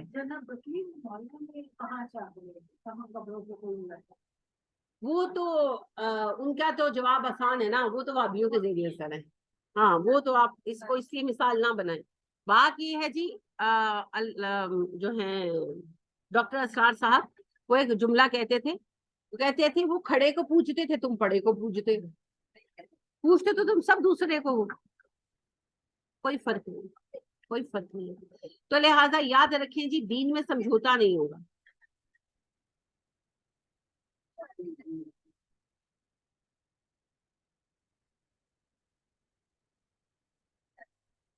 انشاءاللہ جی ضرور. اچھا ابھی جو ہے بات یہ کہ ہاں یہاں موضوع کیا ہے؟ یہاں موضوع ہے کمپرومائز نہیں ہو سکتا. اب آج کل کہتے ہیں نا تسی خاندانی فساد بات کر. مجھے خود یہ ٹائٹل ملا ہوا ہے کہ تمہاری وجہ سے خاندان میں فساد پڑ گیا، 4 لوگ ایک جگہ پر اکٹھے نہیں ہوتے. ٹھیک ہے تم نے نہیں کرنا مت کرو، دوسروں کو کیوں کہتی ہو؟ دوسروں سے بحث کیوں کرتی ہو؟ بحث کرنے کی کیا ضرورت ہے؟ جو جس نے کرنا ہے کرنے دو. یہ بہت زیادہ پریشر رہا ہے. اب تو خیر یہ بھی کہنا چھوڑ دیں کہ اب انہوں نے مجھے منہ لگانا چھوڑ دیا ہے، لیکن پہلے جو ہے مجھ پر بہت زیادہ یہ پریشر تھا کہ تم نے جو کرنا ہے کرو، تم دوسروں کے پیچھے کیوں پڑتی ہو؟ اس لیے کہ یہی لا ہے. نبی کریم صلی اللہ علیہ وسلم پر سورہ کافرون ایویں نہیں آئی تھی. سورہ کافرون کا باقاعدہ بیک گراؤنڈ ہے. آپ صلی اللہ علیہ وسلم کا نے جب اعلانیہ تبلیغ شروع کی، پہلے 2.5 سال تو اب چپ چاپ کہتے رہے لوگوں کو، اس وقت تو انہوں نے ٹھٹھا ٹھٹھا اڑایا، اپنے بچوں کو 2-4 تھپڑ مار دیے، اس طرح کی حرکتیں، سیریس نہیں لیا کہ لڑکے ہیں خود ہی سیدھے ہو جائیں گے، کوئی سیریس ایکشن نہیں تھا۔ جب تیسرے سال میں نبی اکرم صلی اللہ علیہ وسلم نے صفا پر چڑھ کر اناؤنس کیا ہے، ان کے طوطے تب اڑے۔ جب اگلا سال آ گیا اور حج کا موسم آ گیا، اب ان کو پریشانی ہوئی، یہ کہنے لگے اب حج آ رہا ہے، اب کیا کریں گے؟ پھر یہ ولید بن مغیرہ کے پاس جمع ہوئے، ولید بن مغیرہ کو کہنے لگے اب کیا کریں، حاجیوں کو کیا جواب دیں گے؟ ہمارا اپنا ایک بچہ اٹھ کر کہہ رہا ہے جس کے بارے میں سب کو پتا ہے کہ وہ ہمیں میں سے ہے اور ہمارے سب سے بہترین گھرانے میں سے ہے اور سب سے بہترین بندہ ہم اس کو کہتے اور پیش کرتے آئے ہیں، صادق و امین کہتے ہیں بے شک، اور جن کی بہترین بندہ پیش کرتے آئے ہیں نا، سب قبیلوں کو پتا تھا۔ جب آپ صلی اللہ علیہ وسلم نے حجر اسود لگایا ہے تو کیا خالی قریش تھے؟ سارے قبیلوں کے سردار موجود تھے نا، اور زیادہ اہم بڑے بڑے لوگ بھی موجود تھے، تو سب کو ہی پتا تھا کہ نبی اکرم صلی اللہ علیہ وسلم کا کیا سٹیٹس ہے۔ جب آپ انٹر ہوئے تو سب نے کہا نا یہ تو صدیق ہے، ہم تو ان سے راضی ہیں، نحن رضینا ہم تو اس سے راضی ہیں، ہوا صدیق ہوا صادق، یہ جو ہے صادق ہے، بس صادق ہی کہا، تو ہم تو ان کے آنے سے راضی ہیں کیونکہ یہ بہترین بندہ ہے۔ اور آپ صلی اللہ علیہ وسلم کا اسٹیٹس سب کو پتا تھا کہ عبد المطلب کے پوتے ہیں اور ابو طالب کے بھتیجے ہیں، اور آپ کو پتا ہے قریش میں بنی ہاشم کا مقام بنو امیہ سے ہمیشہ بہتر رہا، یہی تو جھگڑا تھا، یہی تو ابو جہل کو تکلیف تھی کہ ہر معاملے میں تم پہلے ہی بہتر رہے ہو، اتنی کوشش کر کے بھی ہم تمہارے برابر نہیں آ سکے، اب تمہیں نبی نہیں مان لے، یہی تو مسئلہ تھا، اور کیا مسئلہ تھا ابو جہل کو۔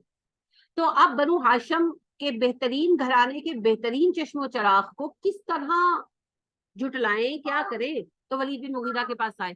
پھر آپ کو پتا ہے جو ساری ڈسکشن ہوئی جو سورہ قلم میں آپ نے پڑھی بھی ہے کہ بھئی اس کو جھوٹا کہیں کیا کہیں، پھر اس بات پر آ کر ڈیسائیڈ ہوا کہ جادوگر کہنا بہتر ہے، کچھ بھرم رہ جائے گا، مگر اس سے مسئلہ حل تو نہیں ہوا، اب یہ بات اور قبیلوں میں بھی چلی گئی، تو 1-2 سال میں یہ مشقت میں آ گئے، یعنی کہ تبلیغ کا بیسیکلی 5واں سال تھا، اعلانیہ تبلیغ کا 2سرا سال تھا، جب یہ آپ کے پاس یہ پرپوزل لے کر آئے۔ حج پھر قریب تھا اور ان کو مسئلہ یہ تھا کہ بھئی حج تو قریب ہے، اب ہم لوگوں کو کیا جواب دیں، اور لوگوں میں انتشار بھی پھیل رہا، دوسرے قبیلے والے بھی تانے دے رہے تھے، علامے دے رہے تھے، جیسے میں آپ کے بچے کو دین کی طرف قائل کر لوں اور وہ موحد ہو جائے اور آپ خدا نہ خواستہ نہ ہو، تو پھر آپ میرے ہی گھر والوں کو علامہ دیں گے نا کہ تمہاری بیٹی کی وجہ سے میرے گھر میں فساد پڑ گئے، تو وہ یہ مسئلہ آپ دوسرے قبیلے والے بھی کہ بھئی تمہاری وجہ سے ہمارے بچے خراب ہو رہے ہیں، بے دین ہو رہے ہیں، تو ان پر بڑا پریشر بلٹ ہوا تھا،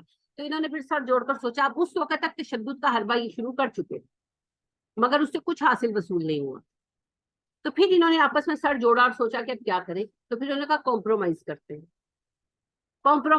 محمد سے بات کرتے ہیں صلی اللہ علیہ وسلم۔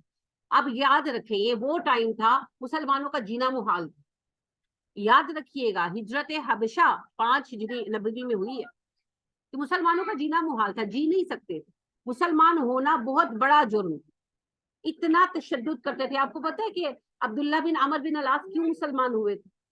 عبداللہ بن عمر بن العاص نے ان کے غلام مسلمان ہو گئے تھے، تو وہ دیکھتے تھے اپنے ابا اور دادا کو ٹارچر کرتے ہوئے، عاص بن وائل کو اور اپنے والد کو، تو پھر وہ انہوں نے پوچھا تم تو اتنے اچھے تھے تو تم کیوں میرے دادا کی بات نہیں مان لیتے، کیوں تنگ کرتے؟ تو وہ ان کے غلام پھر ان کو وہ بتاتے تھے، تو ان سے سیکھ کر ان کا ذہن بنا، اور پھر انہوں نے اندر اندر اسلام قبول کیا، چھپایا، پھر جب آپ نے ہجرت کی یہ بھاگ گئے، یہ مدینہ چلے گئے بھاگ۔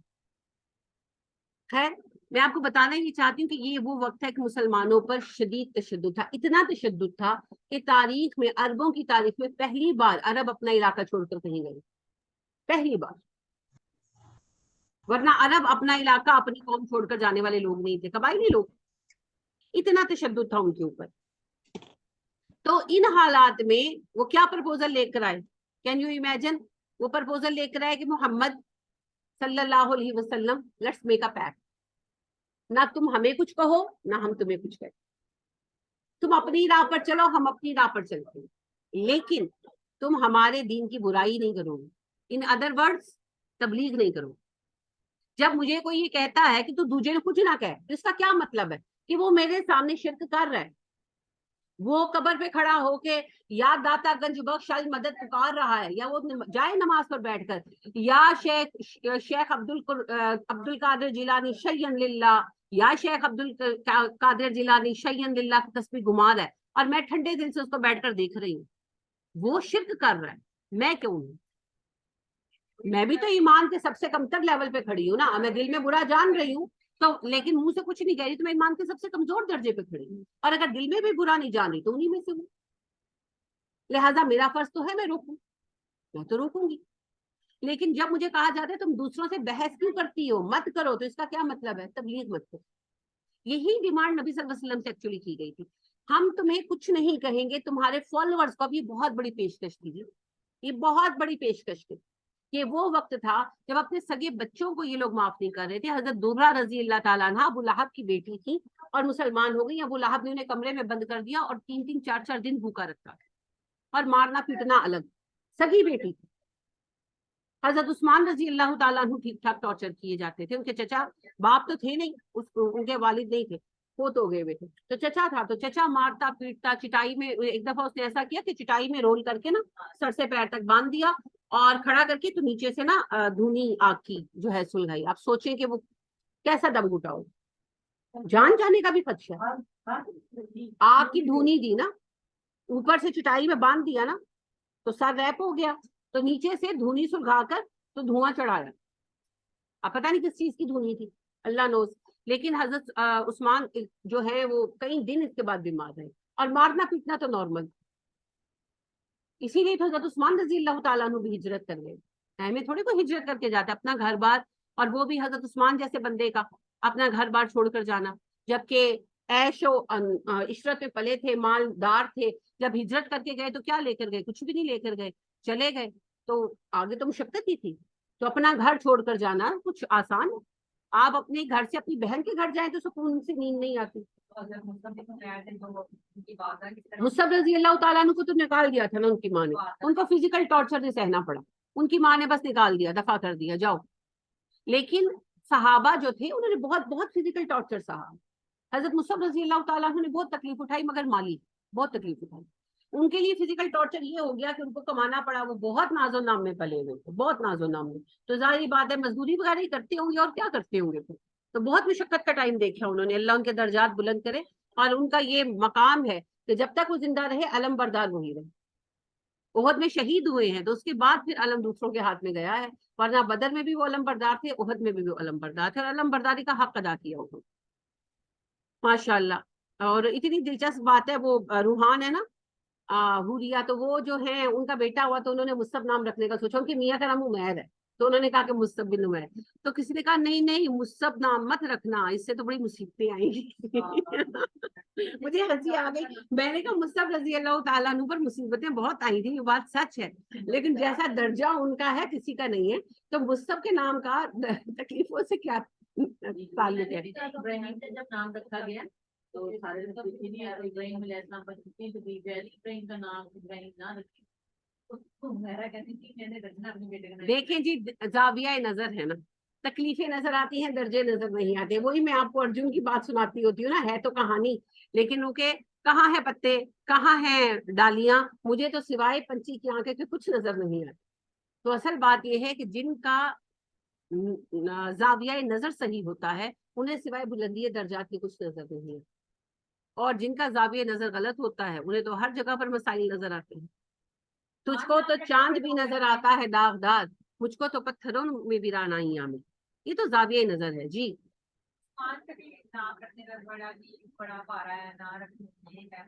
ہاں پارا تو ہے کیونکہ عثمان کا مطلب ہے اژدہا تو اژدہا بھاری تو ہوتا ہے لا الہ الا اللہ، نہیں جی عثمان اچھا نام ہے، عرب طاقت کے اعتبار سے جانوروں پر نام رکھتے تھے، جیسے آپ بھی رکھ لیتے شیر سنگھ وغیرہ ہمارے لوکل اس میں، تو کوئی حرج نہیں، تو عثمان جو نام ہے اس کا لفظی مطلب ہے اژدہا، لیکن یہ نبی صلی اللہ علیہ وسلم نے بہت سو کا رکھا بھی ہے اور رکھوایا بھی ہے، تو کوئی مسئلہ نہیں، ضرور رکھیں۔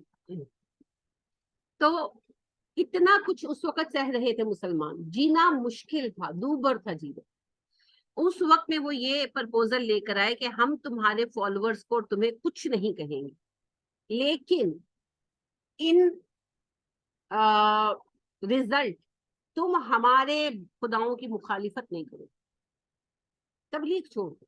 उन्होंने ये लफ्ज नहीं कहा, उन्होंने बस ये कहा तुम हमारे खुदाओं को बुरा भला कहना छोड़। अब नबी सल्लल्लाहु अलैहि वसल्लम उनके खुदाओं को क्या बुरा भला कहते थे? जैसे हमें कहा जाता है ए गुस्ताखे औलिया ने, नहीं, हम औलिया की कोई गुस्ताखी नहीं कर रहे, हम तो ये हकीकत बयान कर रहे हैं क्योंकि कितना ही नेक इंसान हो, जब वो मर जाता है वो मर जाता है, और रब सिर्फ अल्लाह। कोई इंसान कितना भी नेक हो जाए, बंदा ही रहेगा, वो रब नहीं बन सकता, उसके पास कोई अख्तियार नहीं है। जिससे आप मांगे, मैं आपसे अर्ज करती हूँ 4 सिफतें ढूंढ, 3 सिफतें ढूंढ ले, हाजिर हो, कादिर हो, हई। ये 3 सिफतें ढूंढ ले, हाजिर हो, कादिर हो, हई। हई यानी कि जिंदा होना चाहिए, जो मर गया वो आपको कुछ नहीं दे सकता, ये आप जानते हैं। हाजिर होना चाहिए, गैर हाजिर आपको कुछ नहीं दे सकता। और कादिर होना चाहिए, जो आप मांग रहे हैं उसकी बस में होना चाहिए, हाँ उसके बस में हो। अब आप फर्ज करें मुझसे 1 लाख रुपया मांगे, पैसे हैं कोई भी दे सकता है, पर मेरे पास 1 लाख रुपया है नहीं ना, तो मैं इस पर कुदरत नहीं रखती। लिहाजा कादिर भी होना चाहिए, जिसमें ये 3 सिफतें हों, उससे आप जो चाहे मांग ले, कोई शिरक नहीं। तो इन 3 सिफतों पर सेटल कर ले और ढूंढ ले अपना हाजत रवा, अपना मुश्किल कुशा। वो अल्लाह की जात है जी, वो अल्लाह की जात है। तो नबी करीम सल्लल्लाहु अलैहि वसल्लम के साथ की बहुत बड़ा प्रपोजल था ना। आप देखें, बज़ाहिर ये लगता है कि ये तो मसला ही हल हो गया, हमारे जैसा बंदा तो यही सोचेगा, लेकिन अल्लाह पाक ने क्या कहा? अल्लाह पाक ने सूरह काफिरून उतारा। अल्लाह ने कहा उनसे कहो, ए काफिरो, ना तुम मेरे रब की इबादत पर मानोगे अपने खुदाओं को छोड़कर, और ना मैं अपने रब के साथ तुम्हारे खुदा शरीक करूंगा। 2 रास्ते चल रहे थे ना उस वक्त। एक नबी सल्लल्लाहु अलैहि वसल्लम का रास्ता, सारे खुदाओं को छोड़कर एक रब की इबादत पर आ जाओ, और दूसरा रास्ता ये था, हम अल्लाह को मानते हैं मगर हम अपने बनाए शरीकों को भी मानते हैं, हम दोनों को मानेंगे। अल्लाह ने कहा ये तो हो नहीं सकता कि मैं तुम्हारे बनाए शरीक मान लूं, और ये भी नहीं हो सकता कि तुम अपनी शरीक छोड़कर सिर्फ मेरे रब की इबादत करने लगो। तो फिर तुम्हारे मेरे दरमियान कॉम्प्रोमाइज नहीं हो सकता, नो कॉम्प्रोमाइज एट ऑल। मैं अपना पैगाम पूरी तरह कहूंगा। अच्छा, इससे पहले इस तरह मुखातिब नहीं किया गया है ना, साफ कह दिया तुम काफिर हो। अब आप सोचें कि आप अपने किसी अजीज को जब समझा रहे हैं तो आप उसको कहें कि तुम कुफर पर हो, तो कितना गुस्सा आएगा। अब अल्लाह ने कहा कि वो जो लिहाजा खत्म कर दे, कुल या अय्युहल काफिरून, ए काफिर हो, तुम काफिर हो। सबसे पहली बात रियलाइज करो, तुम काफिर हो। तुम काफिर होकर मेरे साथ, जो मैं मोमिन हूँ, नबी हूँ, मेरे साथ बार्गेन करना चाहते हो, मैं तुम्हारे दरमियान कोई बार्गेन नहीं, कोई पॉइंट ऑफ कॉम्प्रोमाइज है ही नहीं, कोई ऐसा रास्ता नहीं है। सिर्फ 2 ही रास्ते हैं, डू और डाई। या मैं इस काम, जो नबी सल्लल्लाहु अलैहि वसल्लम ने कहा भी था, या मैं ये काम पूरा करूंगा या अल्लाह मुझे इस राह में मौत दे देगा। जब नबी करीम सल्लल्लाहु अलैहि वसल्लम इस पर नहीं राजी हुए तो फिर अबू तालिब के पास आए ना, कहने लगे कि तुम्हारे भतीजे ने हमारे खानदान तोड़ दिए, या तो तुम उसको रोक लो या हम उसे मार डालें। तो फिर बुलाया अबू तालिब ने और कहने लगे कि भतीजे बहुत बोझ हो गया, उतना बोझ डालो जो मैं उठा सकूं। तो आप सल्लल्लाहु अलैहि वसल्लम ने कहा, अगर ये लोग मेरे दाएं हाथ पर सूरज और बाएं पर चांद रख दे। बैकग्राउंड इसी प्रपोजल की थी कि और तुम्हें क्या चाहिए। तो आप सल्लल्लाहु अलैहि वसल्लम ने बता दिया कि भाई मुझे तो पूरा एक दिन चाहिए, अल्लाह का दिन गालिब होने तक काम करना है। अगर ये दाएं हाथ पर सूरज बाएं पर चांद रख दे, मैं तब भी इनकी बात नहीं मान सकता, मैं तबलीग नहीं छोड़ सकता। आप मेरी हिमायत करना छोड़ दे, मेरा अल्लाह मालिक, मैं तब तक काम करता रहूंगा जब तक या मेरा अल्लाह मुझे कामयाब ना कर दे या मैं इस राह में मारा ना जाऊं। डू और डाई, या तो अल्लाह का दिन गालिब आएगा या हम मर जाएंगे, एक काम है। ये जो बीच वाला रास्ता है ना, सारे ही चंगे ने, सारे ही चंगे ने, मोहब्बत का पैगाम दियो, किसी ने कुछ ना कहो, ये इस्लाम का रास्ता नहीं है जी। नबी अकरम सल्लल्लाहु अलैहि वसल्लम ने ये नहीं कहा, नबी सल्लल्लाहु अलैहि वसल्लम ने गलत को गलत ही कहा, गलत को गलत ही कहा, हमेशा कहा, बार बार कहा। और यही तरीका सहाबा कराम रजी अल्लाह तआला अन्हुम अलैहिम अजमाइन का था, जहां गलती देखते थे वहीं पकड़ते। तो ये मोहब्बत नहीं है, ये मुनाफकत है, ये मुनाफकत है। लिहाजा जहां बात गलत है वहां कहना होगा, हाँ मोहब्बत से कहेंगे, प्यार से कहेंगे, आजिजी से कहेंगे, दलील से कहेंगे, लेकिन गलत को गलत कहेंगे, फिर चाहे हमारे अपने हमारे मुखालिफ हो जाए। हजरत इब्राहिम अलैहिस्सलाम के सगे बाप ने नहीं निकाल दिया, ये तो होगा, ये तो होगा। इस रास्ते पर ये मुशक्कत तो आएगी, इसका कोई हल नहीं। कैसा नबी करीम सल्लल्लाहु अलैहि वसल्लम की मिसालें देते थे, कैसा दुश्मन बन गए थे। वो जो हर बात पे देते थे हवाला मेरा, अब मेरे जिक्र पे वो बात बदल देते थे। ये एग्जैक्टली नबी सल्लल्लाहु अलैहि वसल्लम के साथ हुआ, और हर उस बंदे के साथ होता है जो तौहीद के रास्ते पर चलता है, किसी ना किसी लेवल पर, किसी के साथ ज्यादा, किसी के साथ कम, होता जरूर। चार नफल पढ़ ले तो बस। हाँ जी, तुसी नवा कुरान पढ़े है? नहीं, कुरान तो नया नहीं है, पढ़ा जरूर है हमने, आपने नहीं पढ़ा। साढ़े माँ प्यो गलत सन, हाँ जी गलत थे, मेरे माँ बाप भी गलत थे बहुत सारी बातों में, अल्लाह उनको माफ फरमा दे। इल्म वाले नहीं थे, पढ़े लिखे नहीं थे, ला इल्म थे, उनको जिसने जो बताया उन्होंने उसको हक मान लिया, गलती हुई उनसे। अल्लाह से उम्मीद है कि चूंकि उन्होंने जानबूझकर बदनीयती से कुछ नहीं किया, अल्लाह उनको माफ कर देगा। लेकिन मेरे वालिदैन में, मेरी फैमिली चूंकि सरहद की है, मेरा ननिहाल सरहद का है, तो हमारे यहाँ शिर्क बिल्कुल नहीं, बिद्दतें भी तकरीबन बिल्कुल नहीं, बिल्कुल नहीं। एक दो छोटी छोटी चीजें थी जिसकी मैं उम्मीद करती हूँ कि अल्लाह माफ करेंगे, मैं अपनी वालिदा और वालिद के लिए इस्तिगफार भी बहुत करती हूँ। लेकिन हाँ भाई, गलत थे, कितनी ही चीजों में हमारे वालिदैन गलत नहीं थे। आप देखें कि कोई जल जाए तो पानी ना डालो, अब डॉक्टर कहते हैं कोई जल जाए सबसे पहले पानी डालो, गलत थे कि नहीं थे? आप देखिए कि वो लाकड़ा काकड़ा या चिकन पॉक्स टाइप निकलते थे, नहलाना नहीं, डॉक्टर कहते हैं रोज नहलाओ, रोज नहलाओ, और बिल्कुल खुशबू लगाओ, और जो है ये ऊद वगैरह की धुनी दो, ताकि जितना ज्यादा ये साफ रहेगा उतना अच्छा होगा। करते थे ना, नहला दो। अब कितना पहले वो करते थे, लपेट दो, लपेट दो। अब वो कहते हैं सबसे पहले तो रैप नहीं करना, पंखे के नीचे लिटाओ, और अगर ज्यादा तेज बुखार हो नहला दो बच्चे को। कितनी चीजें चेंज हो गई, हम सब मानते हैं। हमारे वक्त में जब सर्फ आया था तो माएँ पसंद ही नहीं करती थी, ऐसी घटिया चीज, कपड़े खराब करने वाली। अब हम तो साबुन यूज करते हैं उनमें से, वक्त के साथ प्रूव हो गया। जब शैम्पू आया था हमारी माएँ पसंद करती थी नहीं, वो कहती थी बाल खराब करता है। अब हम में से कोई है जो शैम्पू यूज ना करता? आप देखिए जो कमोड स्टैंडिंग आया था, कोई मानता था? खुद सोचे, प्लीज। हाँ जी। अब और वाकईतन ये इंतहाई साफ रखने वाली चीज है, जो सिटिंग कमोड है उसमें छींटे पड़ते हैं, ये तो बहुत ज्यादा क्लीन रखने वाली चीज है। लेकिन बहरहाल उस वक्त बहुत वहम था और लोग बहुत ज्यादा करते थे। लेकिन अब आप देखिए कोई घर है जहां पर आपको स्टैंडिंग कमोड ना मिले। कितनी ही चीजें हैं, कितनी। नूडल्स आए थे तो कैसा घरों को में नापसंद समझा जाता है। यानी दुनिया की हर चीज में आप इम्प्रूव करना पसंद करते हैं। दीन के इल्म में जब एक नस्ल ने ज्यादा पढ़ा, पिछलों से कुछ बेहतर सीखे, उसको एक्सेप्ट नहीं करना, ये क्या बात? दुनिया में सीखने के लिए तैयार बैठे, दीन में नहीं मानेंगे। वही जो हमारे माँ बाप करते थे वही हम वही करेंगे, और ये वही बात है जो कुफार कहते हैं, नहनु अल्फैना अलैहि आबाउना, हम जब अपने बाप दादा को इसी तरीके पर पाया। तो ये कोई बात नहीं है जी, कुरान दलील है, हदीस दलील। तो कुरान और हदीस पर चलना होगा। याद रखे, शिर्क और तौहीद के दरमियान कोई पॉइंट ऑफ कॉम्प्रोमाइज नहीं है। या एक बंदा मुशरिक होगा या मुहिद होगा, बैक वक्त मुशरिक और मुहिद नहीं हो सकता, नहीं हो सकता। जिस तरह एक म्यान में दो तलवारें नहीं हो सकती, एक दिल में दो ईमान नहीं हो सकती। कोई दरमियानी रास्ता नहीं है, सही कहा आपने, कोई दरमियानी रास्ता नहीं। या मुशरिक है या मुहिद है, ये दरमियान दरमियान की बातें नहीं है ही नहीं। तो किसी से नहीं मांगा जाएगा जी, किसी से भी नहीं। तो अल्लाह हमें तौहीद पर कायम कर दे।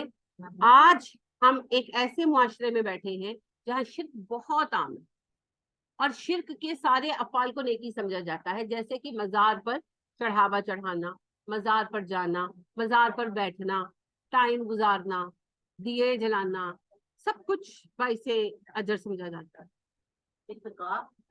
लोग बड़े कहते हैं कि वहाँ हमें मिल जाए, मस्जिद ही नहीं वहां बन सकती। नबी सल्लल्लाहु अलैहि वसल्लम ने फरमाया कब्रों पर मस्जिदें मत बनाना, और आपने फरमाया सारी जमीन में लिए मस्जिद बना दी गई सिवाय कब्रिस्तान, बाथरूम और ऊँटों के बाड़े के। तो कब्रिस्तान में तो नमाज नहीं हो सकती, तो जहाँ कब्र है, आपने कहा कब्र पर मस्जिद नहीं बनानी। अब जो मज़ारों के ऊपर मस्जिदें बनी हैं उनमें तो वैसे ही नमाज नहीं होती, वो तो मस्जिदों में आती नहीं है, या तो वहां से कब्र मूव करे। रह गई ये बात कि मस्जिद नबवी में कब्र है, मस्जिद नबवी में नहीं है जी कब्र, मस्जिद नबवी बाद में फैली है। नबी करीम सल्लल्लाहु अलैहि वसल्लम अम्मा आयशा सदीका रजी अल्लाह ताला अन्हा के हुजरे में थे, वहीं पर वफात पाई और हुजरे में दफन हुए, वो घर था उनका।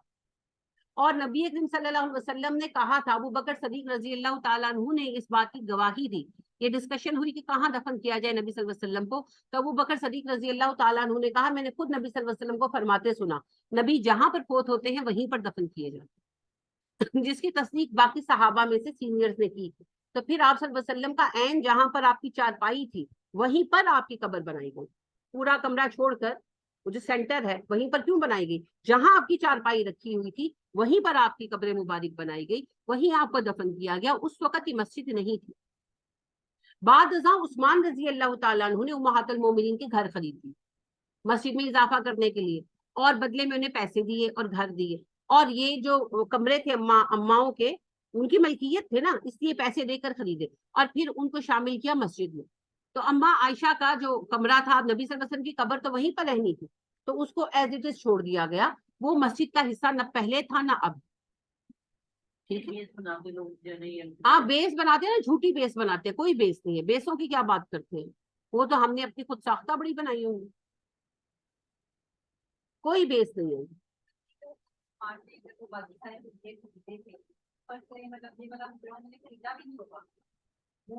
अम्मा आयशा सदीका रजी अल्लाह ताला का जो हुजरा था वो तो पहले ही आप सल्लल्लाहु अलैहि वसल्लम की कब्र बन चुका था, और आप रजी अल्लाह ताला अन्हा दूसरे हुजरे में जा चुकी थी, वो तो खाली था।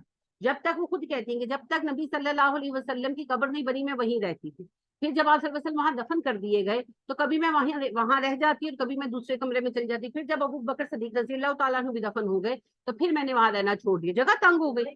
तो उसके बाद फिर उमर फारूक रजी अल्लाह ताला अन्हु भी दफन हो गए, तो बस फिर बिल्कुल ही खत्म हो गया। तो वो तो यानी कि पहले ही एज इट इज छोड़ दिया गया था, जिस हालत में था कुछ भी नहीं उसके ऊपर किया गया, छत भी नहीं जो है हटाई गई। अम्मा आयशा खुद कहती है कि नबी सल्लल्लाहु अलैहि वसल्लम ने कहा था, मेरी कब्र और आसमान के दरमियान कुछ हाइल मत करना। तो अगर हमें ये खौफ ना होता कि लोग दीवारें फलांग कर अंदर आएंगे आपकी कब्र पर, तो हम ये छत हटा देते। यानी कि ये नबी सल्लल्लाहु अलैहि वसल्लम के कब्र के इर्द गिर्द कोई तामीर नहीं हुई। तो ये सवाल उठा कि इतनी मस्जिद बनाई जा रही है तो नबी सल्लल्लाहु अलैहि वसल्लम का मिज़ार क्यों नहीं बनाया जा रहा। तो अम्मा आयशा ने कहा, नबी सल्लल्लाहु अलैहि वसल्लम ने मना किया था, आपने तो कहा था मेरी कब्र और आसमान के दरमियान कुछ हाइल ना हो। तो अगर हमें ये खौफ ना हो कि लोग दीवारें फैलांग कर कब्र मुबारक पर आ जाएंगे तो हम तो छत भी रिमूव कर दें, लेकिन हम कर नहीं सकते। तो वो हुजरा ना बेचा गया ना खरीदा गया, वो एज इट इज ही रहा। बाकी सारे कमरे खरीद कर हजरत उस्मान रजी अल्लाह ताला अन्हु ने मस्जिद में शामिल कर दिए। As a matter of fact वो कमरा मस्जिद का हिस्सा नहीं है, ना वो मस्जिद की मलकियत है, वो अम्मा आयशा की ही मलकियत रहा है।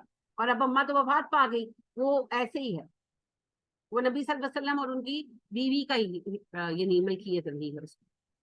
तो वो ना मस्जिद का कानूनी हिस्सा है ना शरई हिस्सा है, वो एज इट इज वो अलहदा ही हिस्सा। और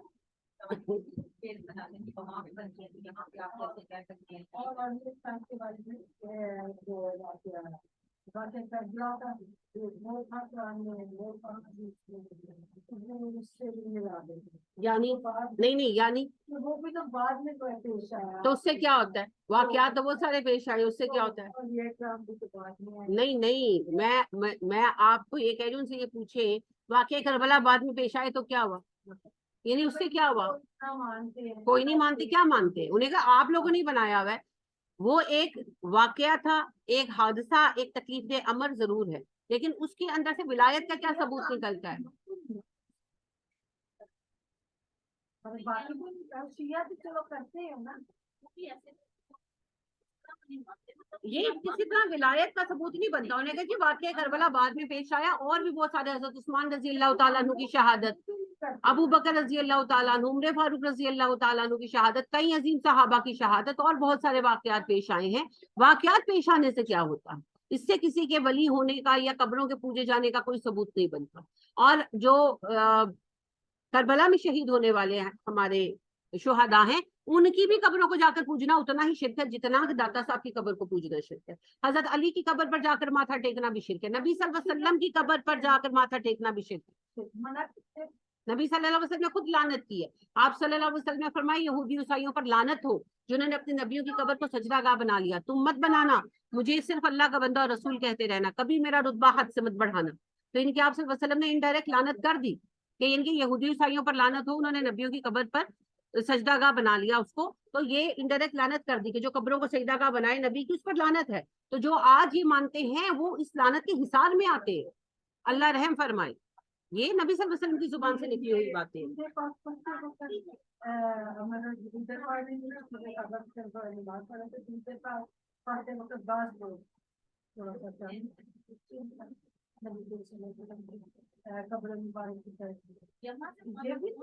شرک ہے جی، شرک ہے، شرک ہے، قبلہ سے فیک ہے. اور بعض لوگ نیت کرتے وقت نیت کرتے وقت وہ نیت کرنے کے بعد طریقہ ہے نبی کی صورت سب کیا اس طریقے سے. خیر یہ شرک تو نہیں ہے، لیکن بات یہ ہے کہ نیت الفاظ سے ثابت ہی نہیں ہے. نیت تو آپ کے ارادے کا نام ہے. یہ جو ہے بہرحال شرک میں نہیں آتا، لیکن یہ ہے کہ نبی صلی اللہ علیہ وسلم، ہاں بدعہ ہے، نبی کریم صلی اللہ علیہ وسلم کے طریقے پر نماز پڑھو تو صحیح بھائی. یہی تو بحث ہے ہماری آپ کے ساتھ. نبی صلی اللہ علیہ وسلم کے طریقے پر پڑھو. آپ تو کہتے ہو حنفیوں کے طریقے پر ثابت کرو نماز، شافیوں کے طریقے پر نماز ثابت کرو. بھائی کیوں ثابت کریں؟ نبی صلی اللہ علیہ وسلم کے طریقے پر ثابت کریں گے. باقی کوئی آ کے مجھے کہ نا سلفیوں کے طریقے پر ثابت کرو، وہ بھی چھٹی کرے. بھائی نبی صلی اللہ علیہ وسلم کے طریقے پر صلو کما رأیتمونی اصلی، سیدھی سی بات ہے. نماز ویسے پڑھو جیسے مجھے پڑھتے ہوئے دیکھا ہے. نبی صلی اللہ علیہ وسلم کے طریقے کی بات کریں. باقی کسی کے طریقے کو ہم نہیں پہچانتے ہی نہیں. ہمارا طریقہ وہ ہے جو نبی صلی اللہ علیہ وسلم کا طریقہ، بس. تو اللہ کرے جی وہ کہا ہوا سچ ہو جائے، اور اللہ نبی صلی اللہ علیہ وسلم کے طریقے پر نماز پڑھنے کی توفیق دے. اس طریقے میں ایک اہم بات یہ یاد رکھیں، نیت الفاظ سے نہیں ہوتی. نیت دل کے ارادے کو کہتے ہیں. نیت دل کے ارادے کو کہتے ہیں. امام ناصرالدین البانی مشہور محدث ہے، وہ کہتے ہیں اگر کسی کو عمر نوح مل جائے، کتنی عمر تھی نوح علیہ السلام کی؟ تبلیغ ہے تقریباً 1200 سال. تو کہتے ہیں اگر کسی کو عمر نوح مل جائے اور وہ حدیث میں تلاش کرے نیت کے الفاظ، وہ نہیں ڈھونڈ سکتا. ہے ہی نہیں.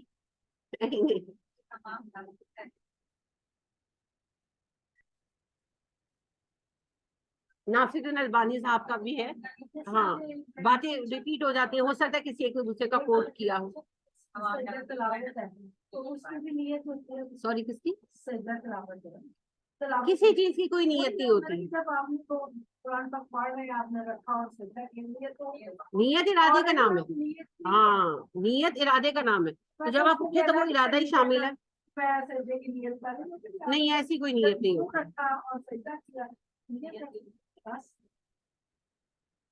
بہن نے لکھا ہے ہماری پوری گلی میں غوث پاک کے ماننے والے ہیں، ہمیں اچھا نہیں سمجھتے. میرے ماں باپ کا ماشاءاللہ سے عقیدہ بہت مضبوط تھا. آپ کو مبارک ہو جی. نبی کریم صلی اللہ علیہ وسلم نے مبارک دی ہے. آپ صلی اللہ علیہ وسلم بیٹھے تھے صحابہ میں، کہنے لگے اکتوب للغرباء، اجنبیوں کے لیے خوشخبری ہے. صحابہ نے کہا من غربا یا نبی صلی اللہ علیہ وسلم، اللہ کے نبی صلی اللہ علیہ وسلم کون غربا، کون اجنبی؟ اردو میں غریب کہتے ہیں نا، غریب پیسہ نہ ہو. عربی میں غریب اجنبی کو کہتے ہیں، جس کے پاس پیسہ نہ ہو صرف فقیر کہتے ہیں. خیر، تو آپ صلی اللہ علیہ وسلم نے فرمایا جب اسلام آیا تو لوگوں کے لیے اجنبی تھا. جب ہم کچھ کہتے تھے لوگ کہتے کیا کہہ رہے ہیں، ہم نے تو نہیں پہلے سنا. آخر زمانے میں اسلام پھر اجنبی ہو جائے گا اپنوں کے مابین. اور جب کوئی قرآن اور حدیث کی کوئی بات بیان کرے گا، آپ نے کہا اللہ کی کتاب اور میری سنت، میں قرآن و حدیث کہہ رہی ہوں، کہ کوئی بات بیان کرے گا تو لوگ کہیں گے کیا کہہ رہے ہو، ہم نے تو نہیں پہلے سنا. اور لوگ اپنوں کے مابین اجنبی ہو جائیں گے، تو ان اجنبیوں کے لیے خوشخبری. تو آپ کے لیے خوشخبری ہے میری پیاری بہن، اپنوں کے درمیان اجنبی ہے نا ہم، اپنی فیملیز میں اجنبی ہیں ہم. اور وہ ہم سے پوچھتے ہیں کون ہو تم؟ مسلمان تو سارے ہی ہوتے ہیں، تم کون ہو؟ تسی کیڑا قرآن پڑھے ہے؟ تسی نواں قرآن پڑھے ہے؟ تو ہمارے لیے الحمدللہ یہ خوشخبری ہے. تو یہ جی اکتوب للغرباء، مبارک ہو آپ کو جی.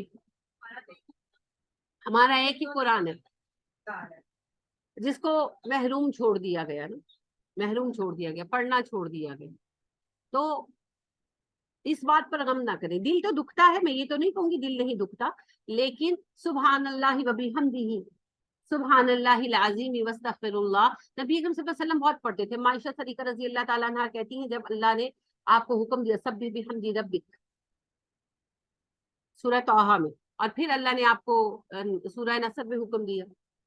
तो अम्मा कहती है कि आप सल्लल्लाहु अलैहि वसल्लम बहुत पढ़ते थे सुभान अल्लाहि व बिहम्दिही सुभान अल्लाहिल अज़ीम वस्तगफिरुल्लाह और सुभानकल्लाहुम्मा व बिहम्दिही वस्तगफिरुल्लाह, इन दोनों तस्बीहात को बहुत पढ़ते हैं, क्योंकि सब्बिह बिहम्दी रब्बिक है ना, तस्बीह और हम्द के साथ इस्तिग़फ़ार। तो सुभान अल्लाहि व बिहम्दिही सुभान अल्लाहिल अज़ीम वस्तगफिरुल्लाह सुभानकल्लाहुम्मा व बिहम्दिही वस्तगफिरुल्लाह। तो बस ये पढ़ा करे।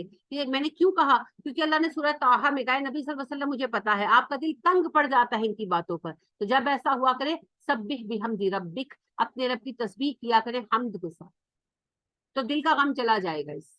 तो बस दिल का गम चला जाएगा, बाकी आर्जी गम तो आता है, वक्ती तौर पर रंज तो होता है, मगर इस राह की यही शर्त है, जब से तूने मुझे दीवाना बना रखा है संग हर शख्स ने हाथों में उठा रखा। अपने साथ वाला बर्तन भी जी जी बहुत ज्यादा जी। अक्सर इसके पीछे बड़े मासी कितने सारे हम्म जी जी आप लोग कर रहे थे तो पहले जो शुरू हुई तो मैंने से कहा कैसे मुझे ना आता है क्या मैं हमारे जब तुम्हें ये अच्छा सा की चीजें बोल या मैंने सिर्फ फोन किया मैं तुम्हारे लिए आज सारा दिन समझ लाऊंगी तुम मेरे साथ में आपकी बात करता मैंने ऐसे ही किया पारा मैंने बड़ा बैठ लगे मैंने सिखा तो मैं सारा दिन सोच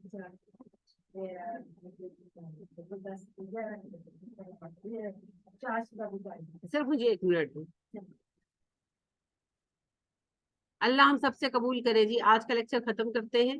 सुब्हानकल्लाहुम्मा व बिहम्दिका व नशहदु अल्ला इलाहा इल्ला अंता व नस्तगफिरुका व नतूबु इलैक। अस्सलामु अलैकुम व रहमतुल्लाहि व बरकातहू।